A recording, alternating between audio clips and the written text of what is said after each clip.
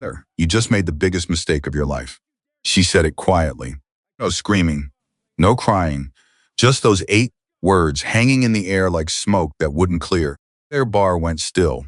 Victor Kane's hand was still raised. The slap still echoed off the walls. Come. And Emma Whitmore, 26 years old, 5'4", a waitress who nobody in Silver Creek, Arizona had ever taken seriously, slowly lifted her eyes and looked directly at the man who had just humiliated her in front of everyone. Laughed because they thought she had nothing. Others because they didn't know what was on her wrist, and they had no idea who was about to answer the phone. Before we go any further, if this is your first time here, please subscribe to the channel and hit that notification bell so you never miss a story like this one. Drop a comment right now telling me what city you're watching from.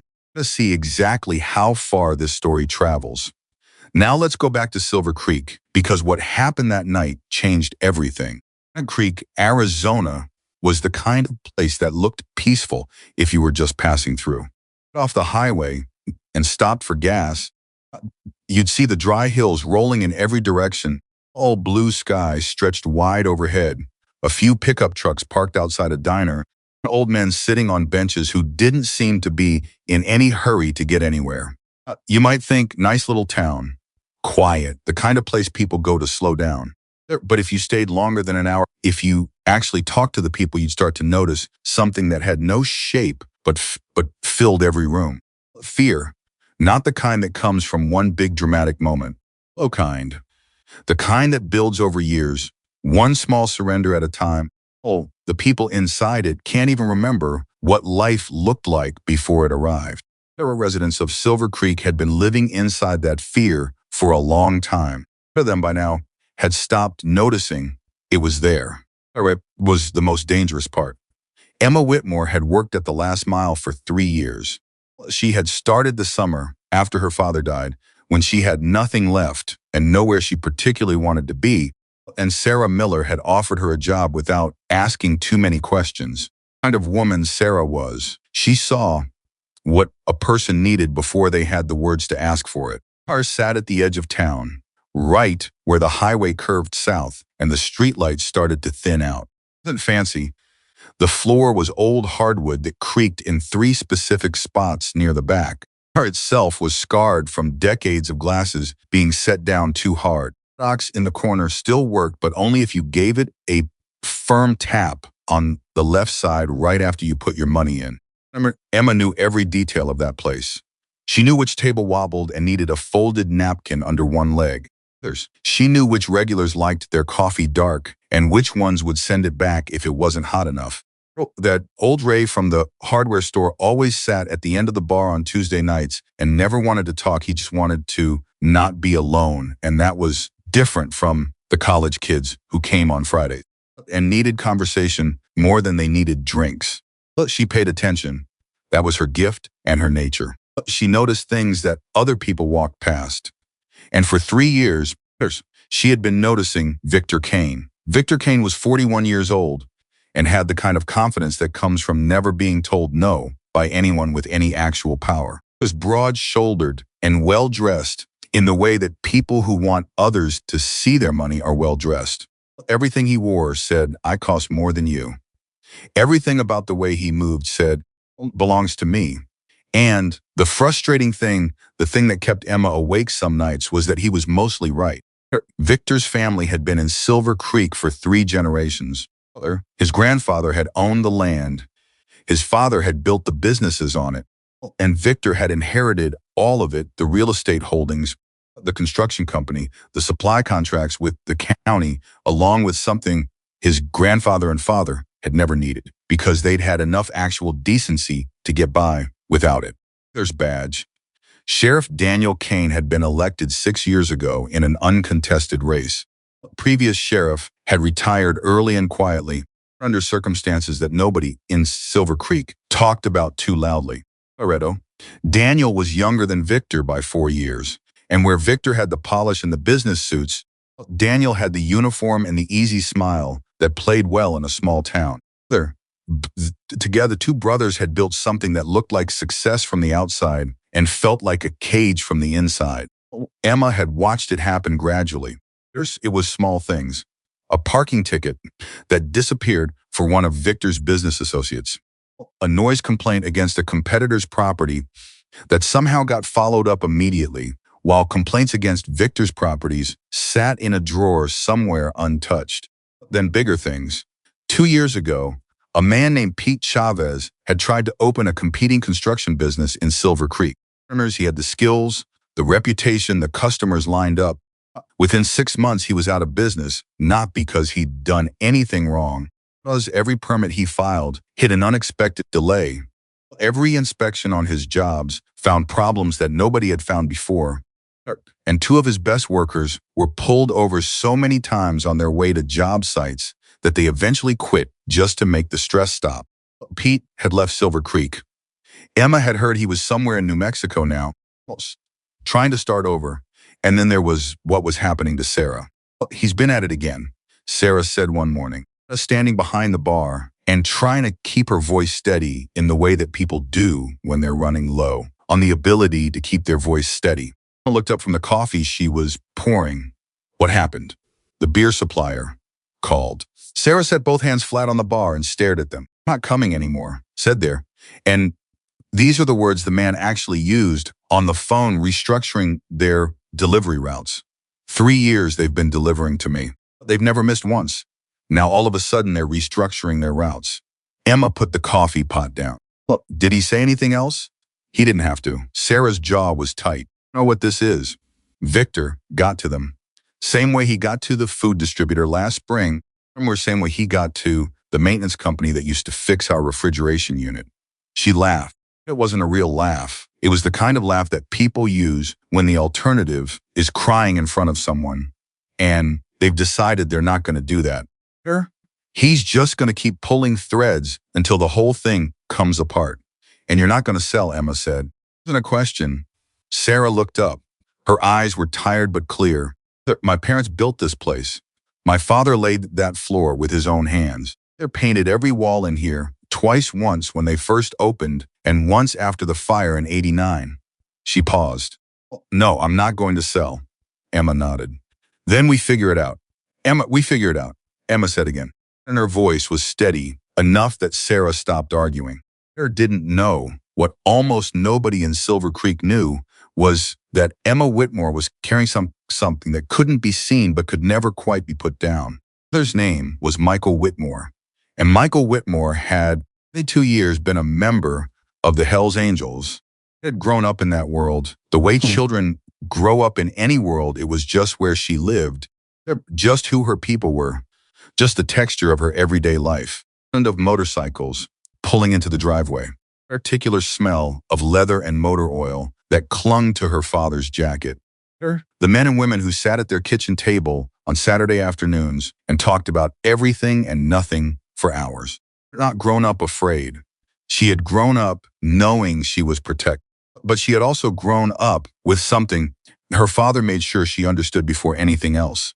The name is not a weapon, Michael Whitmore told her when she was 12 years old. Boats.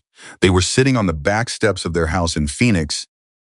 He was drinking coffee and watching the sun go down over the desert. I've seen people use it to scare others, to throw their weight around, themselves feel big. He shook his head. That's not what it's for. Then what's it for? Emma had asked. Protection, he said. Real protection. For people who need it. He looked at her seriously. Do you understand the difference between those two things? She had thought about it for a long time before she answered. One is about power, she said finally. The other is about care. Michael had nodded slowly. Exactly right. Emma had never forgotten that conversation. She had been 23 when her father died. Pancreatic cancer, 11 weeks from diagnosis to the end. She had been with him every day of those 11 weeks, sitting in the chair beside his hospital bed, holding his hand when he was in pain and talking to him when he wasn't, and sometimes just sitting quietly because sometimes that was what he needed, and she knew how to read him well enough to know the difference. In the last week, when he was in and out of consciousness more than he was aware, he opened his eyes one afternoon and looked at her with an expression so clear and direct that it startled her. Bracelet, he said. His voice was rough but certain. She had looked at her wrist. The bracelet had been his before it was hers, a simple band with a small insignia on it that meant nothing to most people who looked at it and meant everything to the ones who knew. "Us," she said. "Only when someone truly needs help," he said. "Her? You remember, I remember." He had closed his eyes again. He died 4 days later, on a Tuesday morning, with Emma beside him and the early desert light coming through the window. She had worn the bracelet every day since. After her father's funeral, son had come to speak with her. His name was Jack Reynolds. He was not a large man, in the way that people who don't know the club might expect. He wasn't loud, wasn't theatrical, didn't carry himself like someone performing a role.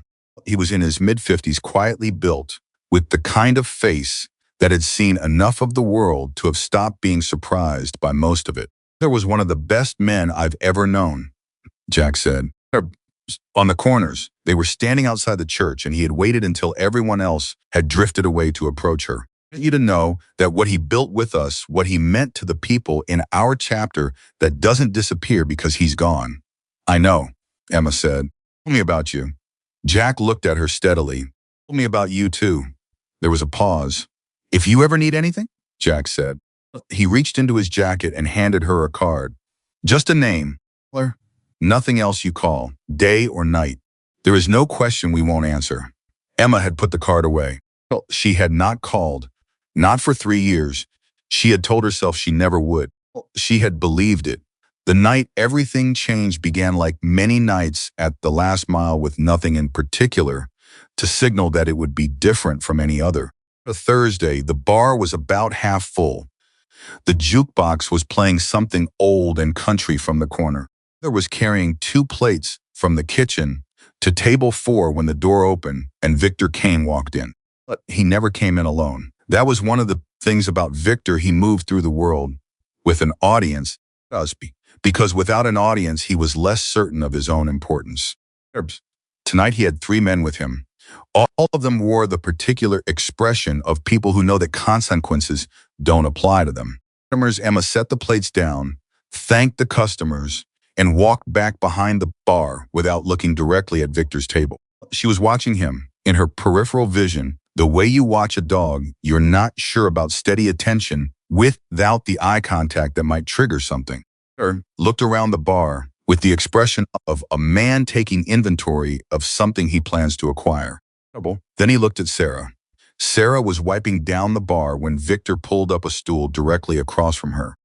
His 3 men settled in around the room, in positions that were not quite casual. "Sarah," Victor said. He said her name the way people say a word they think belongs to them. Victor Sarah's voice was neutral. She didn't stop wiping the bar. "They're a nice night," he said. "It is.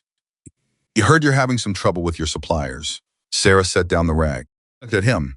"What do you want, Victor?" He smiled. It was a smile without any warmth in it. "Just checking in on a neighbor."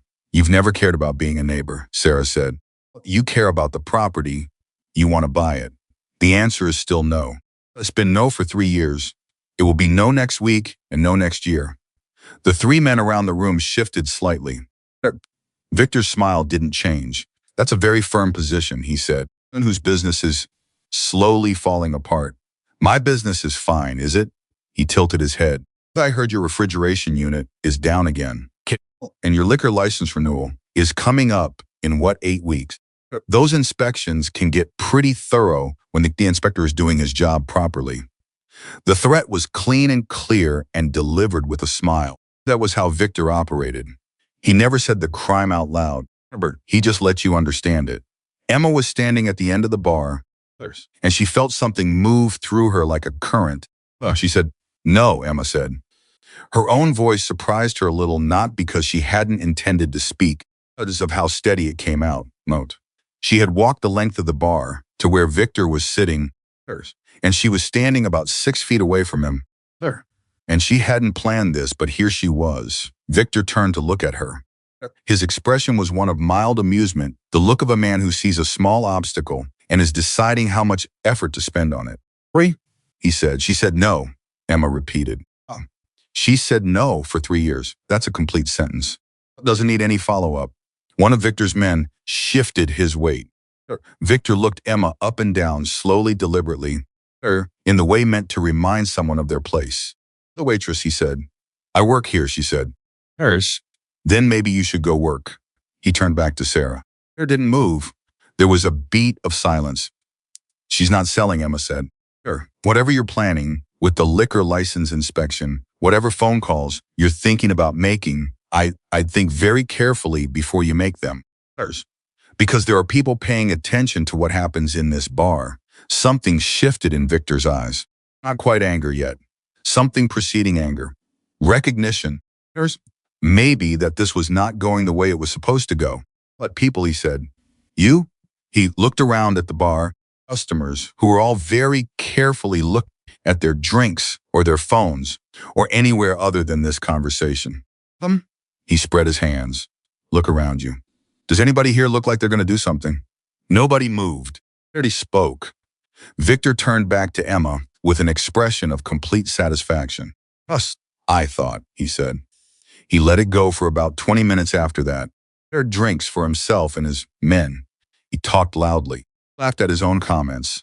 He was performing for the room not because he needed their approval, but because he wanted them to understand the power arrangement, wanted them to see it clearly, wanted to make sure that when he walked out of here and Sarah signed those papers next week, every person in the last mile would remember that they had seen it coming and done nothing. Somewhere in those 20 minutes, Emma had made a decision.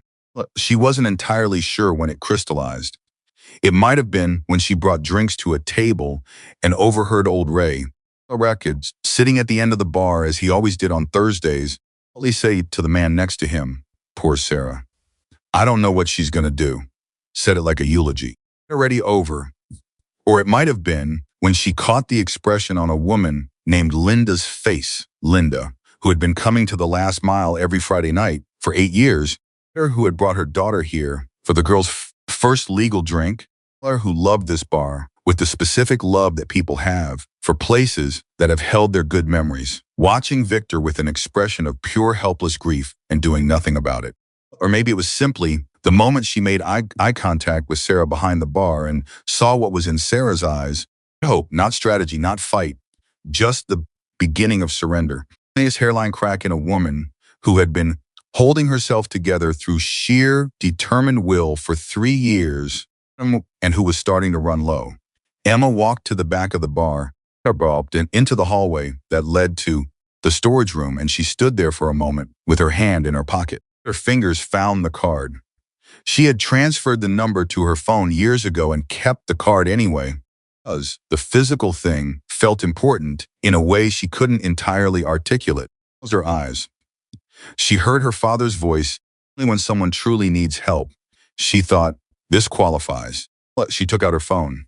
She didn't get the chance to make the call. When she walked back out into the bar 30 seconds later, Victor was standing up from his stool. He was looking at Sarah. I think, he said, in the conversational tone of a man who has decided to stop pretending this is a conversation. I think you're tired. I think you've been holding on to this place out of stubbornness for so long that you've forgotten how to let yourself stop. And I think a part of you, he leaned on the bar, a part of you actually wants to stop. Sarah stared at him. At my bar. Not until you hear me out. I'm trying to help you. There, Sarah. I'm trying to give you a way to walk away from this with something. Because if you make me wait, what you get is going to be a lot less. I said, get out. Victor straightened up. A conversational ease fell away. I'm going to need a different answer. You're going to get the same one you've always gotten. Sarah's voice was shaking now. She wasn't looking away. No. How many times do I have to say it? Victor's face went through a change. Left. Something harder took its place. He reached out and picked up the glass of water sitting on the bar in front of him, the glass Emma had placed there when he first sat down, and he held it for a second, looking at it. Then he looked at Emma, who had just come out of the hallway. This yours, he said. Emma looked at the glass. Then she looked at him. Get it, he said. Emma walked forward. He waited until she was within arm's reach. Then he dropped the glass deliberately, watched it shatter on the floor and said, oops. Emma crouched to pick up the pieces. It was the practical thing to do, and also the thing that put her in a physically lower position than him, which she understood immediately and which she was calculating even as she was doing it. When she stood back up with a handful of glass fragments, Victor was looking at her with something very specific in his eyes. "Wolf," he said softly. "Somebody could get hurt. You need to leave," Emma said. But her voice was flat and completely calm. "You need to take your people, and you need to walk out that door, and you need to not come back tonight." "Or what?" Victor said. Or this goes somewhere you don't want it to go." He stared at her for a second. And then, because he had spent too many years in rooms where nobody ever called his bluff, because the muscle memory of impunity is very hard to interrupt, he laughed. "You're adorable," he said. "You are genuinely adorable." "I know who I am. Do you have any idea?" "I know exactly who you are," Emma said. "You know that you don't. You cannot. You have nothing." He was sputtering slightly, which was interesting, which suggested that something about her steadiness was getting under his skin in a way that his own blustering was papering over. A breath, recalibrated, went back to the smile. "I don't want trouble with you. You're just the waitress. This is between me and Sarah. So why don't you go do your job and let the adults—" "Don't," Emma said. "For the business, don't call me just the waitress." The room was completely quiet now. Victor looked at her, and she looked back at him. That silence, something hung that was more than just two people having an argument in a bar. It was a referendum on whether one person could stand in front of a whole system of power and not blink. Or did not blink. Victor's jaw tightened. He reached into his jacket pocket and pulled out a folded set of papers. He set them on the bar. "I'm going to leave these here," he said. For Sarah. I'll be back on Monday for her signature." He looked around the room. "And if anyone here feels like talking to my brother about what's happened tonight, I'll encourage you to think carefully about how you want that conversation to go." He turned to walk away, almost reached the door, and then something stopped him. Maybe it was pride. Maybe it was the fact that this was the first time in recent memory that he had walked out of a room feeling like he hadn't quite won. But maybe it was something else, entirely something small and irrational and human that he couldn't have explained and wouldn't have admitted. He turned around, he walked back to Emma, and in front of everyone, in front of every person in the last mile on that Thursday night, Victor Kane raised his hand and slapped Emma Whitmore across the face. The sound of it was the worst part. Like that, in a room like that, the flat, sharp crack of it against the background of the jukebox, suddenly seeming very far away, it changed the air. It changed the temperature. It changed something fundamental about what the room was and what was possible inside it. Emma's head turned with the impact. For a moment, she was perfectly still. Slowly, she straightened. She raised one hand to her face. She touched the place where the heat was already gathering. She looked at her fingers, as if confirming something to herself, as if the physical evidence of the thing that had just happened was important to acknowledge before moving forward. It was frozen, absolutely frozen. Every person in that bar was holding their breath, and not one of them was doing anything. And Emma was aware of all of this with a strange clarity. You become aware of everything around you when something violent happens, the heightened perception, every detail sharp and strange. Victor was standing in front of her with his hands still slightly raised and a look on his face that was trying to be triumph, but had something else underneath it. Something like surprise at himself, or like he had meant to do something smaller and the body had done something larger. Victor looked at him. She did not cry. She did not scream. She did not reach up to touch her face again. She said, very quietly, without drama, without performance, "You just made the biggest mistake of your life." Victor blinked. He laughed. One of his men laughed. Someone in the bar, Emma would never know who, also laughed. Nervous laughter of a person who laughs at things because the alternative is confronting what they actually feel. Gestured with his chin toward the papers on the bar. He said, "Tell Sarah." And he walked out. Them came back to life in slow, comfortable pieces. The jukebox was still playing.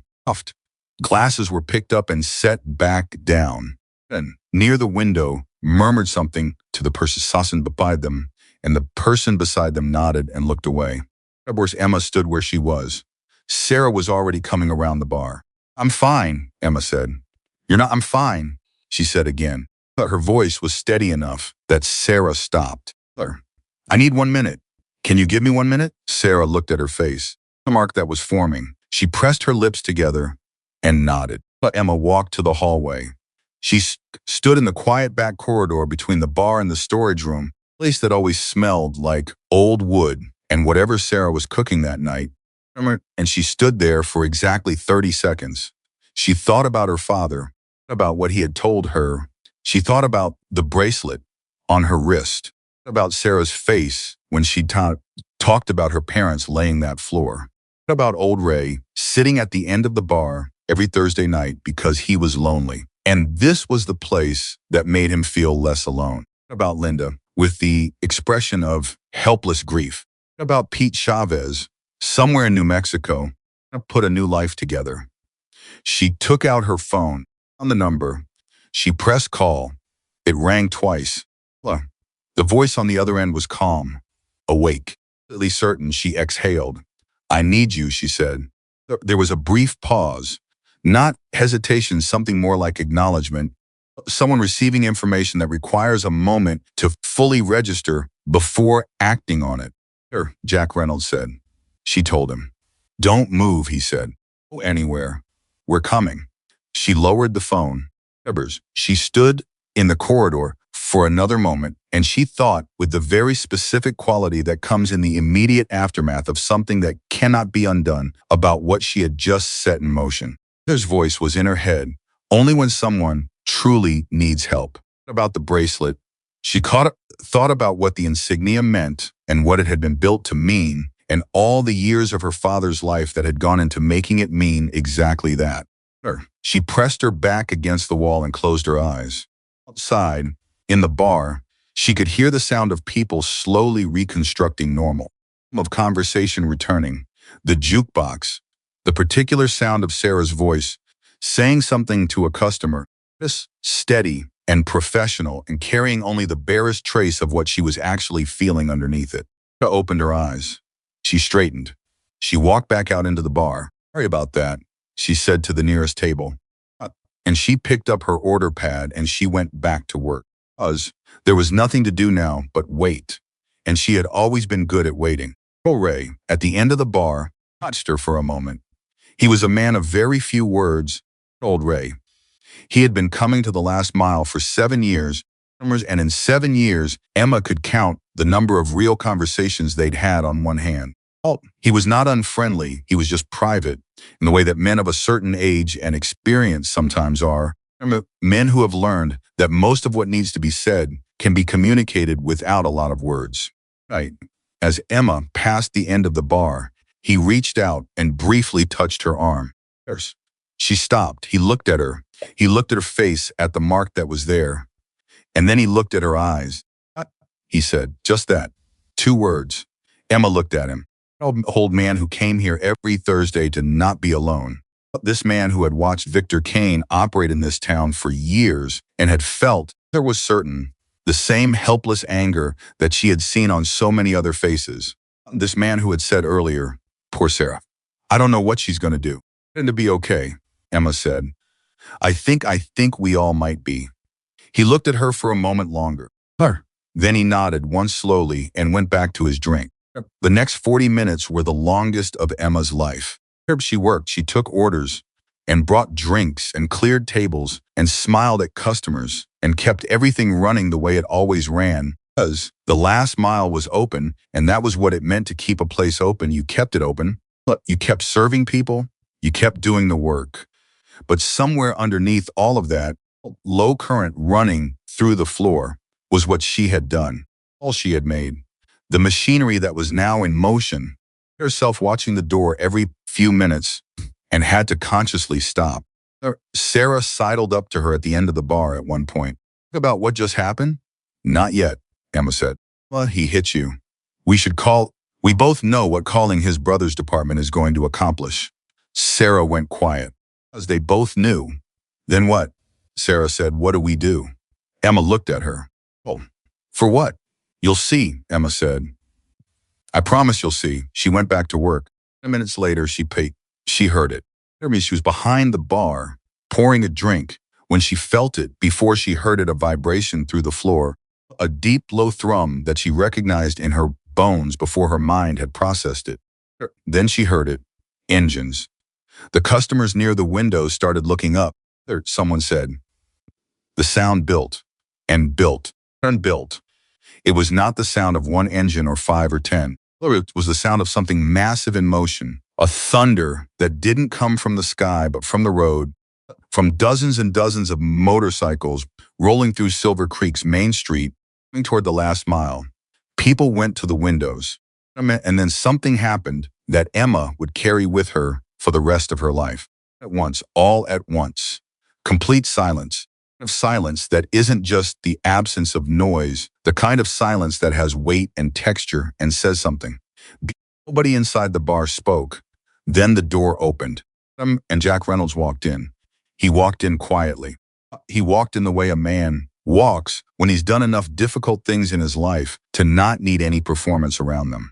He was wearing a leather jacket with patches that told a story to anyone who knew how to read it. His face was calm. He looked around the bar. He looked at Emma. Eyes moved to the mark on her face, and something in his expression changed, not to anger. Something older and more serious than anger. Something like a very old promise being fulfilled. Across the room, he stood in front of her, and in a voice quiet enough that only she could fully hear it, "Well, tell me what happened." Emma took a breath, and she told him, "Jack Reynolds, sit down." That was the first thing Emma noticed. They're on him. Most men, when they walk into a room and take command of it, they do it by making themselves comfortable by claiming a seat, or leaning back by performing ease. Jack did the opposite. He stood in the middle of the last mile and he listened, and the standing itself communicated something, that he was here to work. That was not a social call. That whatever had brought him to Silver Creek on a Thursday night deserved his full upright attention. Everything. She didn't rush it, and she didn't dramatize it. But the way her father had always told her to tell important things straight through, beginning to end, without decoration. The years of pressure on Sarah, hires disappearing one by one. The inspections, permits, Pete Chavez and what had happened to his business, papers Victor had left on the bar. And then the moment itself, the glass breaking on the floor, the way Victor had waited until she was crouching to pick up the pieces, calculation in his eyes, the sound of the slap.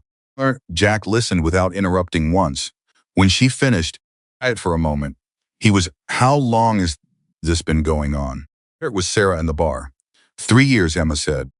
Maybe a little longer if you can count the time he approached her about buying the property. And the sheriff there? He's covered for him this whole time. Every time. Emma looked at him steadily. "I ain't calling the department. You have to understand that. Whatever happens here tonight, calling Daniel Kane does nothing except give Victor more information." Jack nodded slowly. Across the room at Sarah, who was standing behind the bar with her arms folded across her chest and her eyes moving back and forth between Emma and this man she had never seen before. Then he looked back at Emma. "Does she know," he said, "your father? About who we are?" "She knows my father was in the club," Emma said. "She doesn't know I called. I didn't have time to tell her." Jack looked at Sarah again. He seemed to be making a calculation of his own, reading the room, reading the woman, deciding something. "Introduce me," he said. Emma walked him to the bar. Sarah straightened as they approached. Her face was doing the thing it did when she was uncertain, a very slight tightening around the eyes, an articular quality of stillness that means a person is working very hard to appear calm. Emma said, "This is Jack Reynolds. He was a close friend of my father." Sarah looked at him. She looked at his jacket, at the patches, and Emma watched her understand. "Tell them," Sarah said, not accusatory, more like something clicking into place. Emma said. Sarah was quiet for a moment. Then she said, very quietly, "Emma, you didn't have to." "I know I didn't have to," Emma said. "I wanted to." Sarah pressed her lips together. She looked at Jack, a pride in her that was warring with something else, the pride of a woman who had been handling things herself for years and didn't easily accept help. But underneath the pride, there was something else. Something exhausted and relieved, and Emma thought, deeply moved. "Thank you for coming," Sarah said. Her voice was steady but not entirely even. Jack looked at her the way a person looks at someone they've already decided to respect. "The bar is still open," he said. "That tells me everything I need to know about you." Sarah blinked. She reached up and touched the corner of one eye quickly, with her hand. "It's not much," she said. "It's everything," Jack said. "Don't let anyone tell you different." There was a beat of silence that has warmth in it. Then Jack's phone buzzed a bit briefly and looked back at Emma. "I need to go speak with my people," he said. "Don't let anyone leave, and don't anyone call anyone until I come back in." His eyes moved to the room at large, not threateningly, just clearly. A man communicating a plan. "We're going to take care of this." He walked back out through the front door, and the room sat with that sentence for a long moment. "We're going to take care of this." Emma hadn't heard those words directed at this situation from anyone in 3 years. She hadn't realized until this moment how much weight they carried. She hadn't realized how much energy she had been spending every shift, every week, every month, just holding the line, just keeping Sarah's hope alive, just refusing to let the slow erosion win. She felt something release in her chest. All of it, but some. She went back to work. Outside, on the windows, the street was still full of motorcycles, and the men and women who had ridden them here could see them when she passed the front of the bar, not milling around, not making noise, just standing, present, patient. The particular patience of people who have decided what they're going to do and are waiting for the right moment to do it. Old Ray was watching them from the end of the bar. Glass was in his hand, and he hadn't touched it in a while. "There?" He turned to look at Emma when she passed him. "That who I think it is?" he said. "On who you think it is," Emma said. He looked back at the window. "Third," he said. "I knew him years ago. Before I moved out here," he paused. "Oh, good man." Emma stopped. She hadn't known this. In 3 years of Old Ray, sitting at the end of the bar every Thursday, she had not known this. "You never said anything," she said. "Never asked," he said, simply. He took a sip of his drink. "It wasn't my story to tell until you told yours." Emma stood there for a moment. Then she said, "He would have liked knowing you were looking out for Sarah all these years." Old Ray shrugged. "I didn't do enough." "You stayed," Emma said. "When everyone else stopped coming, you stayed." That meant something to her. He didn't answer.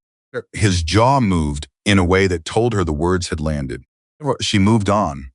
The bar was doing something unusual now, was getting quieter in the uncomfortable way of earlier. People weren't leaving. They were staying. They were staying, and they were sober, and they were paying attention. The atmosphere had shifted from the directionless unease of people waiting for something bad to happen to something else. Something that felt like Emma searched for the word and landed on it: witness. But they were becoming witnesses. Something in them had recognized, anyone saying it outright, that tonight was the kind of night that mattered, kind that would be talked about later, and they had all separately made the decision to stay and see it through. She was refilling a coffee at the far end of the room when the door opened again. She expected Jack. It wasn't Jack, it was Victor Kane. He came back in with only 2 of his 3 men this time, noted and filed away. He came back in with the particular energy of someone who has gone outside, gotten some air, worked himself back up, and returned ready to reassert control. He had his phone in his hand. He was already talking before he was fully through the door. "I just spoke with my brother," he said loudly, to the room in general and to Sarah specifically. "He's sending 2 deputies over, so if anyone in here thinks they're going to make trouble tonight." He stopped. He had looked out the window. Emma watched his face go through a sequence of changes. First, confusion, his brain trying to process what his eyes were telling him. A recognition. Then, for just a moment, something that might have been the beginning of fear before his pride tramped it down and covered it over. "What," he said flatly, "is that?" "Those are my guests," Emma said. Victor turned and looked at her. His eyes went to her face, to the mark he had put there, and something flickered in his expression that she couldn't entirely read. "Comfort, maybe. or the beginning of the understanding that the calculation he had made when he raised his hand had been very badly wrong. Yes, he repeated. Yes, those are hell's angels. Yes. Victor stared at her. Watched him do the thing that men like Victor always do when reality refuses to cooperate with the story they've been telling themselves. He reached for a bigger version of the same move that had always worked before. More certainty, more volume, more aggression. I don't care who they are, he said. This is my town. My brother is the sheriff of this town. They can park their bikes outside my brother's town all night long, and it doesn't change anything about Victor. The voice came from the doorway. Zach Reynolds had come back in, and this time he hadn't come alone. 3 other men had come in with him, all wearing the same patches, all carrying themselves with the same quality of quiet certainty that Jack had. They spread through the room without crowding it, without aggression, any gesture that could be described as threatening. They just filled the space. Victor turned to face Jack. The 2 men looked at each other. Jack's expression was the same as it had been when he'd walked in the first time. Disappointed. The face of a man who has seen this particular kind of behavior too many times and finds it more sad than alarming. You're in the wrong place tonight, Jack said. Not a threat. A statement of fact. I have every right to be here, Victor said. Like establishment. That's true, Jack said pleasantly. Are we? Victor's jaw tightened. He looked at the men who had come in with Jack. He looked out the window at the street. He looked back at Jack. Could see the mathematics happening behind his eyes, the counting, calculating, the rapid and increasingly uncomfortable reassessment of a situation that had stopped behaving the way situations were supposed to behave when Victor Kane was involved. Of Victor's men, the bigger one, the one who always stood closest to Victor, when things started to get tense, leaned down and said something quietly into Victor's ear. Victor shook his head, slightly, a tiny motion. The man straightened. Not leaving, Victor said, to Jack. To the room. To Sarah, to all of them at once. I have business here. I know what your business is, Jack said. Oh, by who? Her? Victor gestured toward Emma. By someone whose word I trust, Jack said. The details match what I've been hearing about this town for a while now. Actually, you'd be surprised how much gets around. Something in Victor's posture shifted. It was small, a slight stiffening, but Emma caught it. Third while had done something. The implication that this was not a sudden response to tonight, but part of a longer awareness. It had shaken him. You don't know anything about this town, Victor said. I know that a woman has been running this bar for 20 years and you've spent 3 of them trying to take it from her, Jack said. I know that you've used your brother's position to pressure suppliers and delay inspections and make life difficult for anyone who doesn't cooperate with you. And I know that tonight you came in here and put your hand on a young woman in front of witnesses. He paused. A bit, actually. The room was so quiet that the jukebox, which had clicked over to something slow and instrumental, seemed very loud. Victor's face had gone through another change. Luster was still there, but it was wearing thin at the edges now. Underneath it, Emma could see something she hadn't seen on his face before. Calculation. The specific, rapid calculation of a man who is trying to figure out whether the position he's standing in is defensible. Whatever she told you. Victor started. It wasn't just her, Jack said. Victor stopped. Jack reached into his jacket pocket and took out his phone, stood up and turned it toward Victor. Emma could see that there was a message on the screen. She was too far away to read it. Whatever it said, the effect on Victor was immediate and visible. Victor's face went pale. Dramatically, not theatrically. Just pale.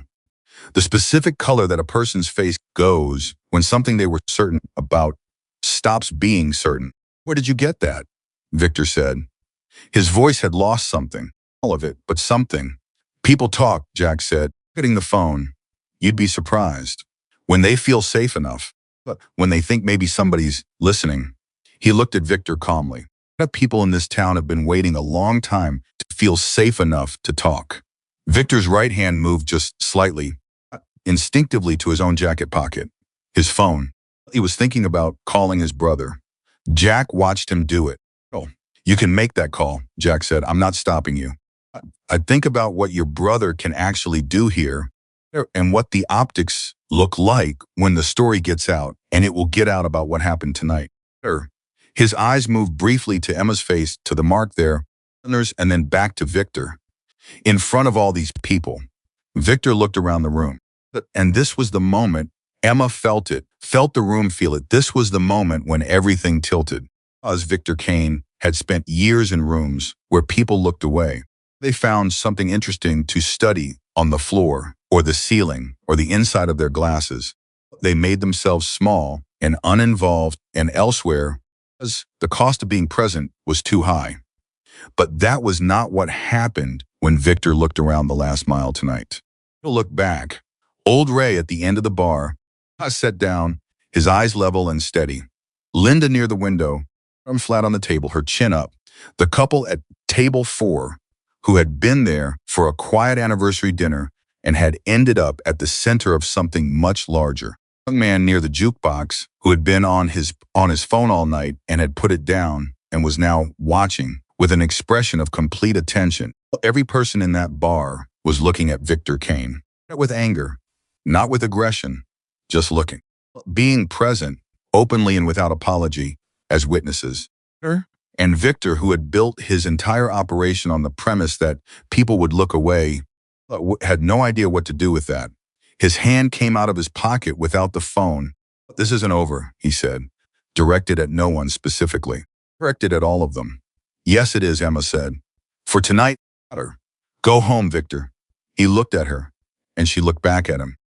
The whole bar was balanced on that look, on what it contained and what it refused to contain, on the way Emma's eyes stayed steady and clear and completely without apology, on the way Victor's had something in them now that hadn't been there when he'd walked in the first time. He's something he would not have named out loud and might not have had the self-awareness to name privately either. He walked to the door. His 2 men went with him. It closed, and the last mile breathed.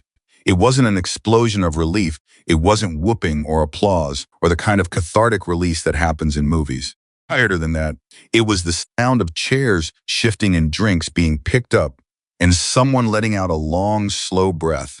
Old Ray picking up his glass and taking a sip and setting it back down with the particular, unhurried deliberateness of a man who has decided something. It was Linda pressing her hands flat on the table once and then relaxing her shoulders for what looked like the first time all night. There came around from behind the bar. She walked straight to Emma, both hands on Emma's arms, and looked at her face at the mark. And her expression was something that Emma didn't have a word for and didn't need one. It communicated everything without being any one specific thing. "Emma, you didn't tell me you were going to do this," Sarah said. "I know, you should have told me. You would have tried to talk me out of it." Sarah opened her mouth, closed it, then said, "That's probably true. I know you like to handle things yourself," Emma said. "I know what this place means to you, and I know what it means to you to be the one who holds it together." Sure. She stopped. She thought for a moment about how to say the next part. They used to say that accepting help from people who love you isn't the same as failing. It's just letting the people who love you do the thing they're there to do. Sarah's throat moved. "I'm not going to cry in my own bar," she said. "You can if you want to. I'm not going to." She did, just briefly, just enough. And Emma put her arms around her, held on, and the bar gave them the moment. Because the bar had understood tonight, in some collective way, what was actually at stake. Jack was standing a respectful distance away, talking quietly into his phone. When Sarah and Emma separated and Sarah had done the discreet work of reconstructing herself, came over. "He'll be back," Jack said, not ominous. "Accurate." "I know," Sarah said. "We need to talk about what you have. Documentation, evidence of what he's been doing." He looked at her. "Well, you've been keeping records?" Sarah looked at him steadily. "Stopped everything," she said. "Every email, every phone call I recorded when I legally could. Every incident dated and documented. I've got 3 years of it in a binder in my office." Jack's expression didn't change. Nothing in his eyes sharpened. "You kept all of that," he said. "All of it," Sarah said.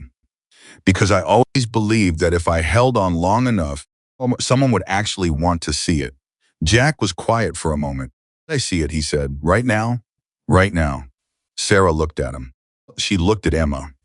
Then she reached under the bar, her keys, and said, "Follow me." They went into the back office together. Emma stayed in the bar. She went back to work because the bar was still open. People still needed things, and that was what you did. But her mind was somewhere in that back office, in the pages of that binder, somewhere in the 3 years of evidence that Sarah had been quietly building while everyone around her was looking away. She was pouring a drink for a man at table 6 when her phone buzzed in her apron pocket. She finished the pour, set the bottle down, and checked it. The text was from a number she didn't recognize. No name, just 7 words. "You should have stayed in your lane." She read it twice, then she screenshotted it, forwarded it to Jack's number, put her phone away. Her heart was beating faster than it had been. She acknowledged that.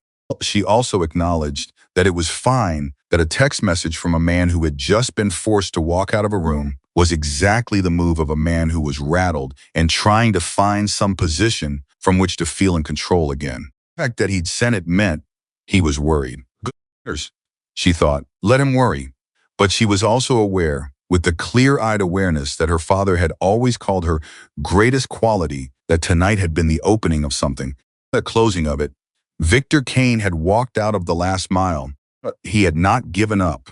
Men like Victor never gave up simply because someone stood in front of them. They regrouped.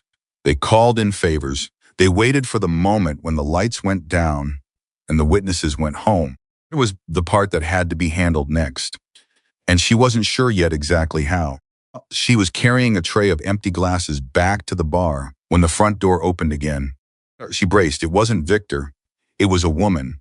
She was perhaps 60 tall and straight-backed, with silver hair cut close, and the particular quality of composed authority that comes from having had to fight for everything you have and having won enough of those fights to trust yourself. She was wearing a jacket, not a Hell's Angels jacket, just a jacket, and she came in with the directness of someone who knows exactly where she's going. Looked around the bar until she found Emma. Then she walked to her. "You're Michael's daughter," she said. It was not a question. Emma said. The woman nodded slowly. "I'm Margaret Chen," she said. "PDA. I've been building a case against Victor Kane for 14 months. She paused. "I heard what happened tonight. I came as fast as I could." Emma stared at her. You've been building a case," Emma said slowly. "For 14 months. Yes. And you're here because what happened tonight is the piece I've been missing," Margaret Chen said. Like incident. In front of witnesses. Multiple witnesses. Her eyes moved to Emma's face, to the mark there, and her jaw tightened with the precise controlled tightness of a woman who is very good at keeping her professional face on and is working for it right now. "I need to speak with everyone who was in this bar tonight. I need their statements, and I need to speak with the owner." She looked toward the back. She's in the office," Emma said. She's with someone." "I'll wait," Margaret said. Emma set her tray down on the nearest table. She thought about 14 months. A woman building a case in careful silence for 14 months, waiting for the moment when she had enough, waiting for the one thing she was missing, waiting while Sarah's suppliers disappeared, and Pete Chavez packed up and left, and every person in Silver Creek practiced the art of not seeing what was directly in front of them. And then she thought about Sarah in that back office with a 3-year binder full of documentation. Actually, Emma said, "Come with me." She walked Margaret to the back office. Knocked. Jack's voice. Yeah. She opened the door. Jack and Sarah looked up. Jack's eyes moved to Margaret, and he was instantly completely still, the kind of stillness that means recognition. "Reynolds," Margaret said. "Margaret Chen," Jack said. A pause in which a significant amount of information was communicated without any words. "Each other," Emma said. "We've spoken," Margaret said. "In a professional context." She looked at Jack steadily. "What matters in this county?" "Among other things," Jack said. Emma looked between them. "Should I be concerned that you know each other?" "No," they said almost simultaneously. Jack looked at Margaret. He looked at the binder open on the desk in front of him. He looked back at Margaret. She has 3 years of documentation, he said. Margaret's eyes went to the binder. What kind? Everything, Sarah said. Hers was strong and clear and had something in it now that it hadn't had in years. Her certainty, the particular certainty of a woman who has been keeping faith with herself for a long time and can finally see why. Files, recorded calls, incident report, paragraphs, everything. Margaret Chen sat down. She reached for the binder. And in the small back office of the Last Mile Bar in Silver Creek, Arizona, on a Thursday night that had started like any other Thursday night, three people who had each been fighting the same battle from a different direction, a bar owner, motorcycle club president, and a county district attorney, sat down together in the same room for the first time. Emma stood in the doorway and watched it happen. She thought about her father, about the bracelet, about the conversation on the back steps when she was 12 years old. The name is not a weapon. It's protection for people who need it. Do you understand the difference? She understood now, understood it differently, and more completely than she had at 12, or even 25. She understood that protection wasn't always loud, not always dramatic. Sometimes it was a phone call in a back corridor. Sometimes it was a binder of documents kept for 3 years by a woman who refused to give up. Sometimes it was 14 months of quiet and careful legal work by someone who knew the system well enough to make it actually serve the people it was supposed to serve. Sometimes protection looked like showing up. She stepped back from the doorway, the door most of the way closed, leaving them to their work. She went back to the bar. The bar was her responsibility tonight. The people in it were her responsibility. While the work happened in the back, she was going to keep the last mile open and running and warm the way it always was, the way Sarah had built it to be. At her apron, she picked up her order pad. "Can I get anyone anything?" she said to the room. And the last mile answered. The back office stayed lit for 2 hours and 40 minutes. Beck knew because she watched the clock. Not obsessively, she had work to do, and she did it, but in the way that you track something important happening nearby when you can't be part of it directly. Every time she passed the hallway, she could hear the low murmur of voices from behind the door. Margaret Chen's precise, measured questions, Sarah's clear answers, Jack's occasional contributions, brief and direct, of pages turning. The bar itself had transformed into something Emma didn't have a clean name for. Customers who had been there when Victor walked out were still there, all of them. Nobody had asked them to stay. Nobody had told them anything was happening in the back office or explained what Margaret Chen's arrival meant. But people understand more than they're told, and the particular energy of that night had communicated itself clearly enough that leaving felt wrong. It felt like abandonment, so they stayed. Old Ray ordered a second drink, unusual for him. He nursed it slowly and said almost nothing. His eyes were sharp and present. Linda had moved to the bar itself, there, sitting 2 stools down from where Victor had sat earlier, and she was talking quietly with the man on her left, a retired teacher named Howard, who had lived in Silver Creek his whole life and had watched, as Linda had, as the town slowly reorganized itself around Victor Kane's interests. "I gave a statement to a deputy 3 years ago," Howard was saying.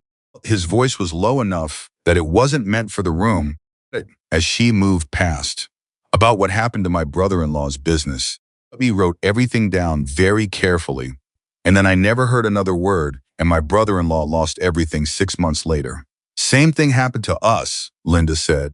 "They broke our back window. We all knew it was connected to Victor the deputy, who came out, spent 15 minutes writing things down, and then told us there was no evidence of anything." Howard shook his head slowly. "You know what the worst part is? After a while, you stop being angry about the injustice, and you just start managing it. It's weather, like it's something that happens to ya that you just have to work around." "Until tonight," Linda said. Howard was quiet for a moment. "Until tonight," he agreed. I moved past them. She refilled coffees and cleared glasses and kept the room running with the mechanical competence of someone who has done this long enough that the hands know what to do without the mind directing them. Left her mind free to work on other things, on what was coming. what Victor would do next, because she hadn't forgotten the text message. Oops. You should have stayed in your lane. 7 words, sent within 15 minutes of him walking out. It was the timeline of a man who had gone to his car, sat there, felt his pride screaming at him, and reached for the one thing he could do from a safe distance. It was the action of someone who was rattled but hadn't decided to retreat, someone who was recalculating, and his brother had 2 deputies on the way. That had been his last card before he left the threat of the department showing up. Emma had been watching the door since he said it. She didn't have to wait much longer. 11:47, a patrol car pulled up outside, the lights through the window before she heard anyone mention it. 2 deputies, she recognized one of them, a man named Carlisle, who had been on the force for 12 years and who Emma had always privately categorized as one of the ones who knew what Daniel Kane was, but had convinced himself that keeping his head down was the same as being neutral. The deputies got out. They stopped. They stood on the sidewalk outside the last mile, and they looked at what was parked on that street, the motorcycles, the quiet, organized presence of it all, and they stood there for a long moment doing the mental arithmetic that the situation required. Carlisle reached for his radio. Emma didn't wait to see what he said into it. She went straight to the hallway and knocked on the office door. She kept her voice even. We have deputies outside. A brief pause. How many? 2. 1 car. Another pause. Then the sound of a chair moving. Keep them outside. Let anyone invite them in. I'll be 1 minute. She went back to the bar. The deputies were still outside. They hadn't moved toward the door yet. Emma, that Carlisle had made contact with someone and was waiting for instructions, waiting for Daniel Kane to tell him how to play this. Jack came out of the office 90 seconds later. He had his phone in his hand and he was finishing a call. Understood into the phone and ended it. He looked at Emma. Is Sarah still in the office? Emma asked. With Margaret? Yes, he looked at the door. Here's what's going to happen. Those deputies are going to come in and do a welfare check. That's the justification Daniel will give them for being here. There was a disturbance and they're checking on the patrons. They're going to look for a reason to make this complicated. And there is no reason, Jack said simply. A disturbance. It's resolved. The bar is open. The patrons are fine. And there's a district attorney in the back office who they are going to have a very hard time explaining their way around. Emma looked at him. Margaret being here, does Victor know? Not yet, Jack said. And the next 5 minutes are going to be interesting when those deputies call it in and Daniel realizes what he's walked into. As if on cue, the door opened. Carlisle came in first. The other deputy, younger, someone Emma didn't know, as well followed. They both stopped just inside the door and took in the room. The full bar, the quiet attentiveness of the remaining customers, their Hell's Angels members standing at easy, non-confrontational positions around the room. Carlisle's eyes found Emma. We got a call about a disturbance, he said. There was one, Emma said. Earlier tonight, Victor Kane struck me in front of approximately 30 witnesses. He's since left the premises. Carlisle's face did something careful and controlled. Do you need medical attention? I'm fine. Thank you for asking. We're going to need to... He stopped. He had seen Jack, or more precisely, he had seen Jack's jacket. Eyes went to the patches and stayed there for just a moment before professional training pulled them back. Going to need to speak with the owner of the establishment. She's currently in a meeting, Emma said. There's a welfare check. We need to confirm. With whom, said a voice from the hallway. Margaret Chen walked out of the back office. She was carrying a legal pad covered in her handwriting, and she had the demeanor of a woman who has been interrupted in the middle of important work and is containing her reaction to that with significant professional effort. Change in Carlisle's face was worth every one of the last 3 hours. He said. His voice had gone carefully flat. Deputy Carlisle. Margaret stopped in the middle of the bar and looked at him with the patient, steady attention of someone who is collecting information even in the middle of an exchange. Welfare check. Whose idea was it? We received a call. From whom? A beat from Sheriff Kane. And why, Margaret said, did Sheriff Kane feel the need to dispatch 2 deputies to a bar that is open? Customers with no active disturbance in progress. Carlyle had the look of a man who realizes he has walked into something and is trying to determine exactly how deep it goes. He received information that there was a disturbance. There was, Margaret said. Hours ago, Victor Kane struck a young woman in front of 30 witnesses. I've spent the last 2.5 hours taking statements and reviewing documentation. But the disturbance is documented. It's been reported. Next step is not a welfare check dispatched by the brother of the man who committed the assault. She paused. Understand that, deputy. It was not a question. I was very still. I'm going to need you to report back to Sheriff Kane, Margaret said, that the situation at the last mile is being handled appropriately and does not require further intervention from his department tonight. A long pause. Yes, ma'am, Carlyle said. He and the younger deputy left. The door had barely closed before Linda let out a breath that was almost a laugh. Howard, she said quietly. Howard nodded slowly. That was something. Emma said nothing. She was watching the window, watching the patrol car, watching Carlyle sit in the driver's seat for a moment before starting the engine. She was thinking about Daniel Kane receiving that report, what his reaction would be, about the phone call he was going to make to his brother. She was thinking about what happened next, because here was the thing about Victor Kane that everyone in Silver Creek had learned to understand. In the hard way, he did not absorb setbacks and recalibrate. He escalated. Every time someone had pushed back, every time a permit was appealed, time a complaint reached someone with just enough spine to take it seriously. Victor's response had been to increase the pressure, not to find a different approach, to push harder on the same approach. It was his greatest strength and his most fundamental flaw. There was counting on it. She went back into the hallway and knocked on the office door again. Everything okay in there? Sarah's voice. We're good. Then Emma opened the door. Sarah was sitting across from where Margaret had been. Binder opened between them, pages separated into organized groups across the surface of the small desk. Emma looked up when Emma came in.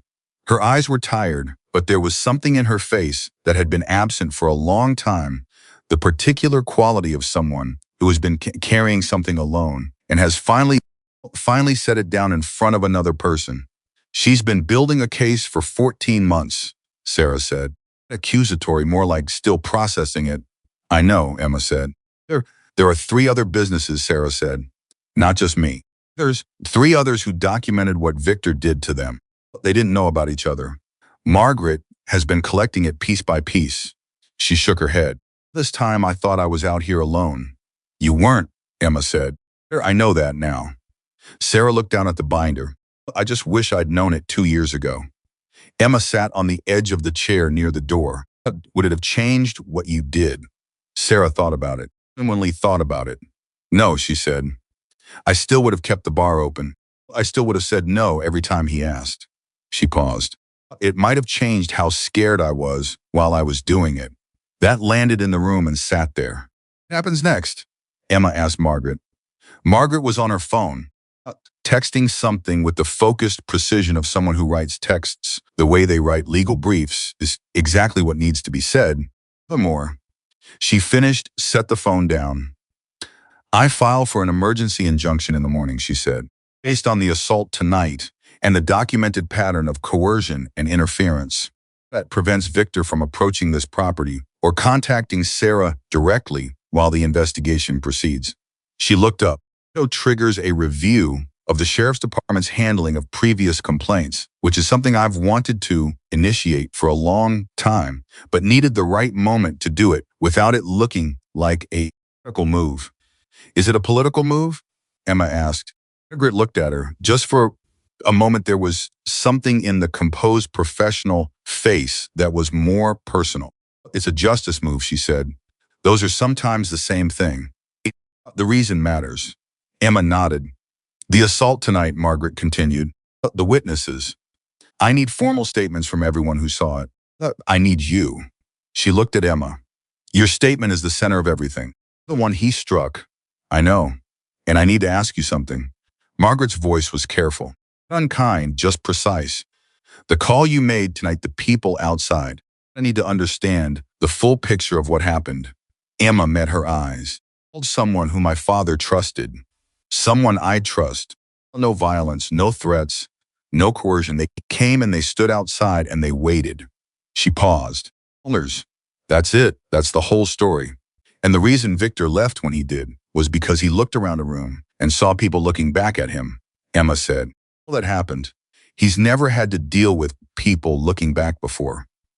Margaret was quiet for a moment. Then she nodded once, the specific nod of a woman who has heard something and categorized it and moved on. "Right," she said.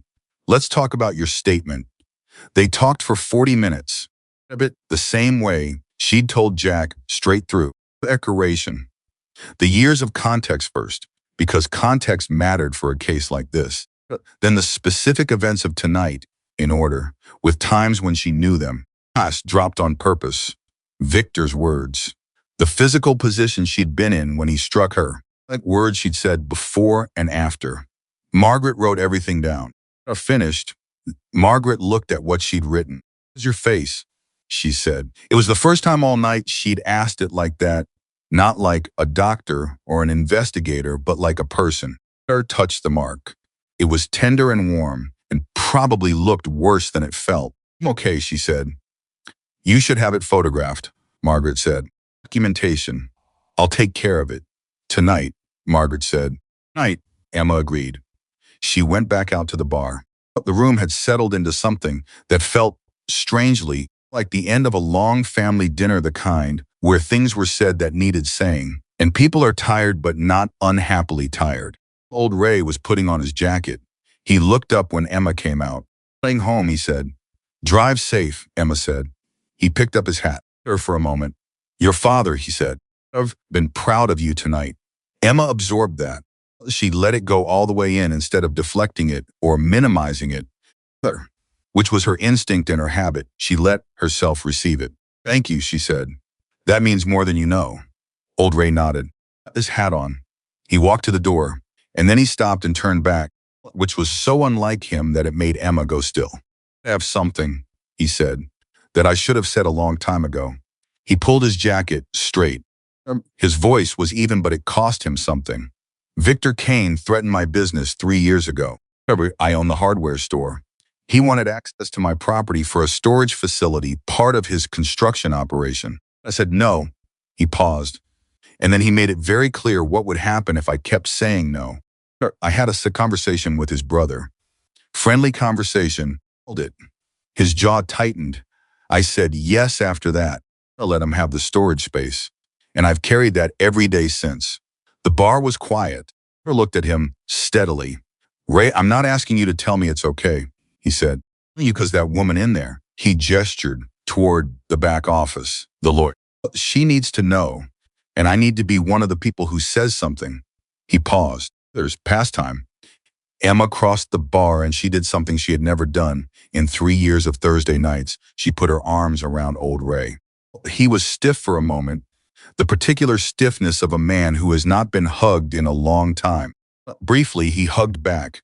"Go knock on that office door," Emma said. "Her? She's still in there," he went. Emma stood in the middle of the bar, and she felt the night's exhaustion all the way down to her bones, and underneath the exhaustion, something that was not quite joy, but was in the same family as joy. About watching people decide. About the specific dignity of a person who has been carrying a wrong thing for a long time, and finally sets it down. Buzzed. She looked at it. Not a text this time. Oh, unknown number. She let it ring. Voicemail. 30 seconds later, the voicemail notification. She listened. It was Victor's voice. He wasn't screaming. That was the thing. The careful, controlled calm of a man who has decided that quiet threats land harder than loud ones. "You think tonight was a win," he said. "You think having your biker friends show up and having whatever lawyer you pulled out of somewhere means something. It doesn't. This town runs on relationships. 30 years of relationships. Relationships like that don't disappear because one girl makes one phone call." A pause. Think carefully about what you want the next few weeks to look like. For Sarah. For everyone associated with that bar. Another pause. A threat. That's advice. from someone who knows how this county actually works. He hung up. Emma stood with the phone in her hand for a moment. She walked to the office door and knocked. Margaret, the door opened. Emma held out her phone. He just left me a voicemail. Margaret listened to it. Her expression didn't change dramatically. She had the face of someone who has heard a lot of men like Victor Kane try to sound reasonable while making threats, and who has learned not to give them the reaction they're looking for. Behind her eyes went sharp and precise. Obstruction, she said quietly, attempting to intimidate a witness. She looked at Emma. He just made my job significantly easier. She took out her own phone and called someone. When they answered, she said, I need a preservation order on a voicemail. Right now, tonight. She stepped back into the office and closed the door softly. Jack was at the bar. He had been talking quietly with two of his men, and he straightened when Emma approached. She told him about the voicemail in 4 sentences. He listened. He's not going to stop, Emma said. You know that I know, Jack said. What do we do? Jack looked at her. What do you want to do? It was such a direct question that it caught her slightly off guard. She had been in motion all night, reactive, responsive, managing situations as they came. Nobody had asked her what she wanted about it for a real moment. I want it to be over, she said. Not just tonight, not just Victor backing off for a few weeks and then starting again with someone else's business. About it actually over. Jack nodded. Then we need to make sure that what happened tonight doesn't stay in this room, he said. He's counting on containment. He's counting on this being a Silver Creek story that Silver Creek will keep to themselves because that's what they've always done. He paused. What he didn't account for is that we don't stay in rooms. Emma looked at him. What does that mean? It means, Jack said, by morning, people in 4 other states are going to know what happened in this bar tonight as gossip, as information, because we have people in those places who have professional relationships with journalists, legal advocates, with organizations that track exactly this kind of systemic abuse in small towns. He held her gaze. Victor's power is local. His brother's power is local. Once it leaves this room is not. Emma absorbed that. I'll find out you're doing that, she said. Yes. And then he's going to do exactly what you said. Late. Jack said it without concern, almost gently. And that escalation is going to happen while Margaret Chen has an active case file. His voicemail to you is in legal preservation while 30 witnesses have given statements. He looked at her quietly. Victor Kane has been operating in the dark for a very long time. Emma, he doesn't know how to operate in the light. She thought about that, about her father and the bracelet and what protection actually meant, about something her father had told her on a different day than the one on the back step. She had been about 17 and they had been driving somewhere, and they had passed a house where something was clearly wrong, raised voices, the front door hanging open at an angle that wasn't right.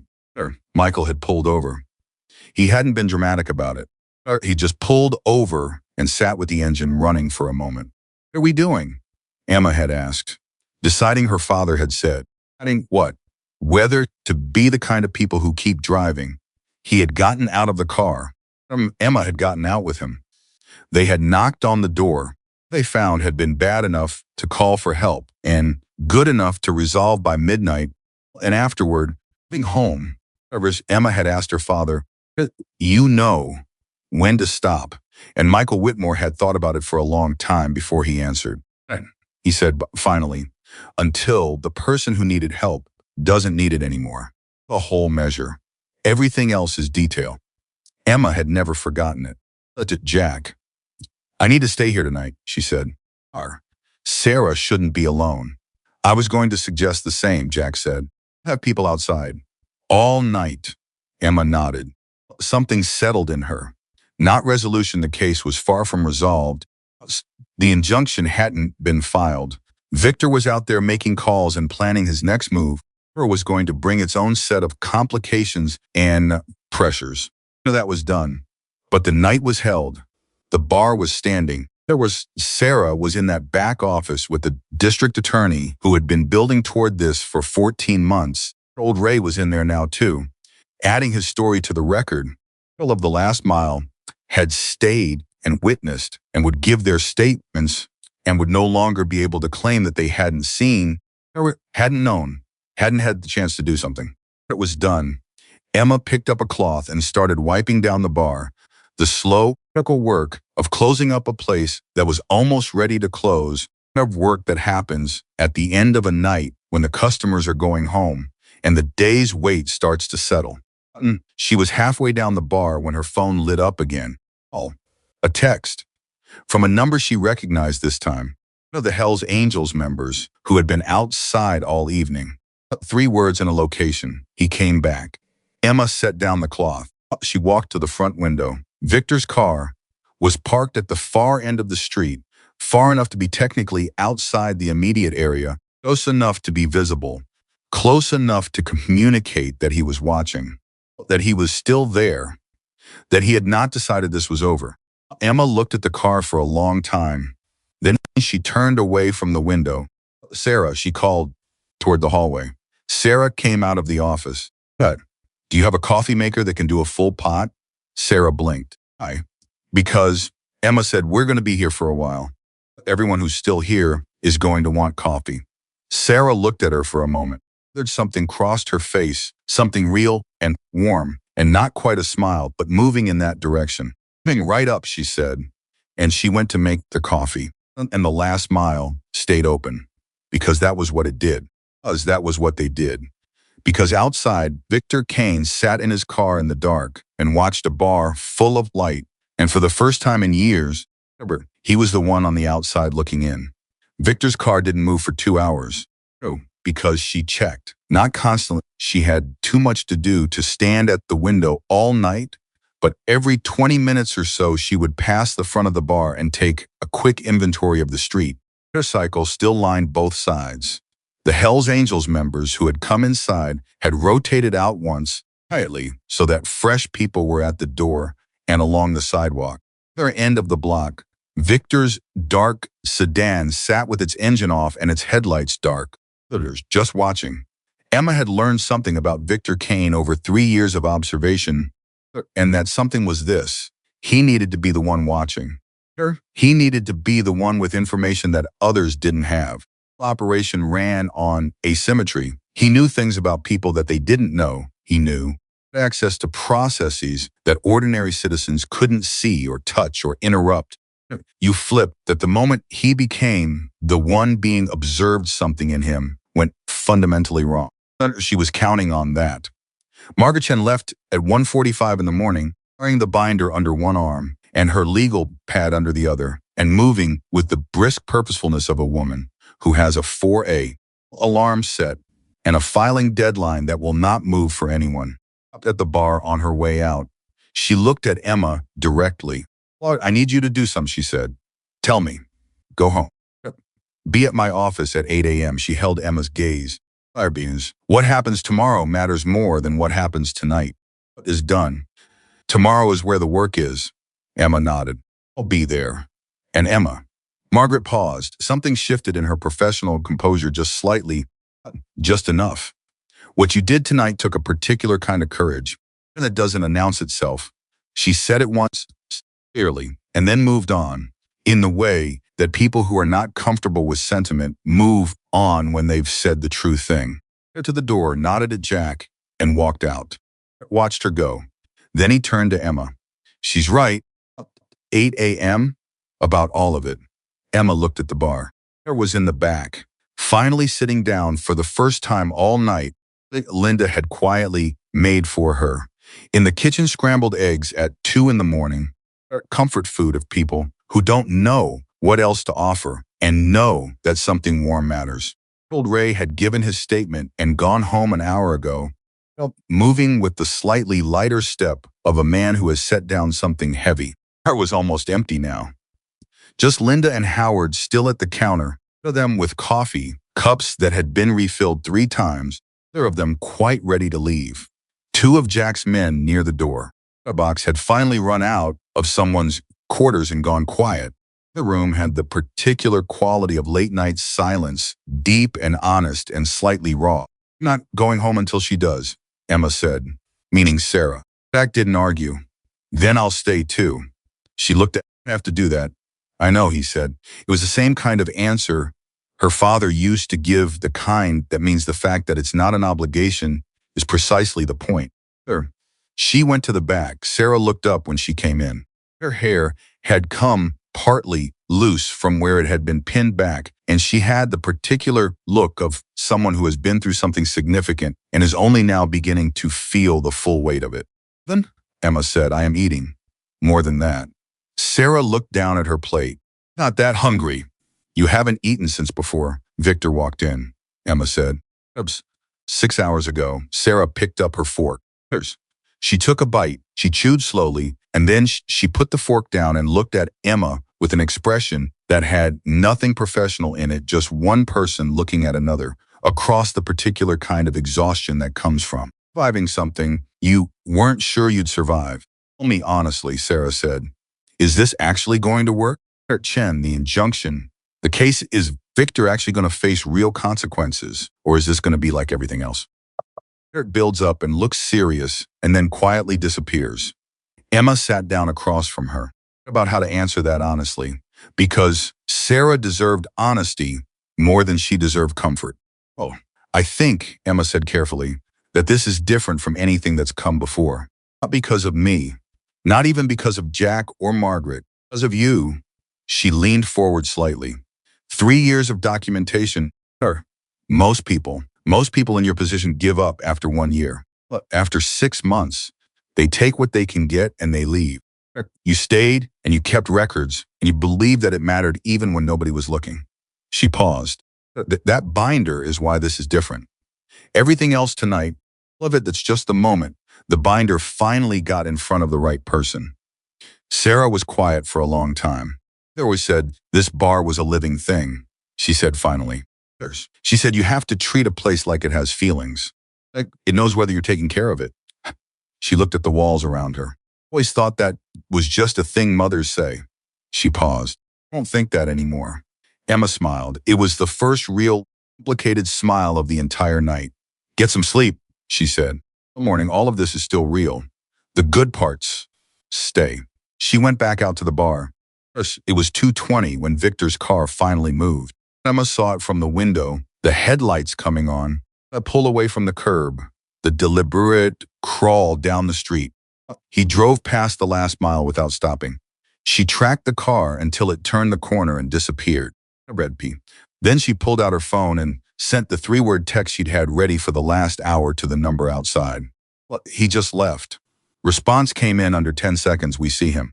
We'll track. She put the phone away. Jack appeared at her elbow. None for tonight. You think so? Men like that don't operate well when they're tired, Jack said. Oh, he's been sitting in that car for 2 hours running through scenarios. And everything he's tried to think of has Margaret Chen somewhere in the middle of it. He needs to sleep and regroup and call his lawyer in the morning. He looked at her sideways. Means you need to do the same. My lawyer, Emma said. Right. I should probably have one of those. Margaret's office will direct you, Jack said. I'll have someone for you by morning. Emma turned away from the window. At the bar, at the empty stools, the clean surfaces, the old scarred wood that had held 20 years of Silver Creek's honest moments and dishonest ones and everything in between. About Sarah's mother painting these walls. About the floor that Sarah's father had laid with his own hands. She said, yeah, why did you come tonight? Called, and you came in, I don't know, 40 minutes? Wherever you were. Jack was quiet for a moment. He seemed to be deciding how much of an answer the question deserved. They called me once, he said, years ago, before you were thinking about things like this. You're in the middle of something complicated, and I needed people, and he came. Jack looked at the bar. He didn't ask me the details first. He didn't tell me he needed time to think about it. He just said where and how soon, and then he was there. He paused. Our debts that don't have a dollar amount.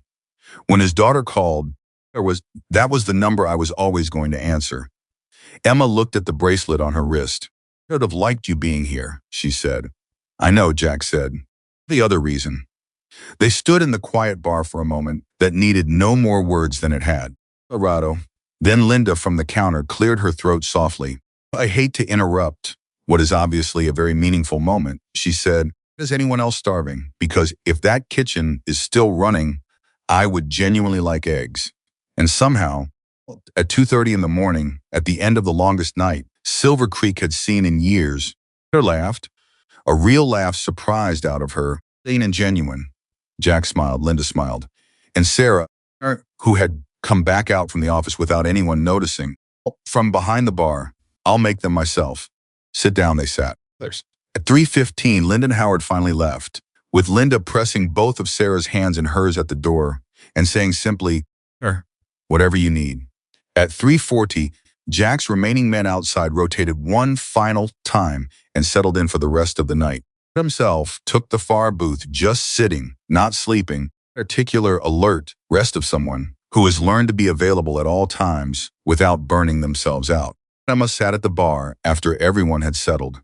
Her face still ached. Victor had left was darker now.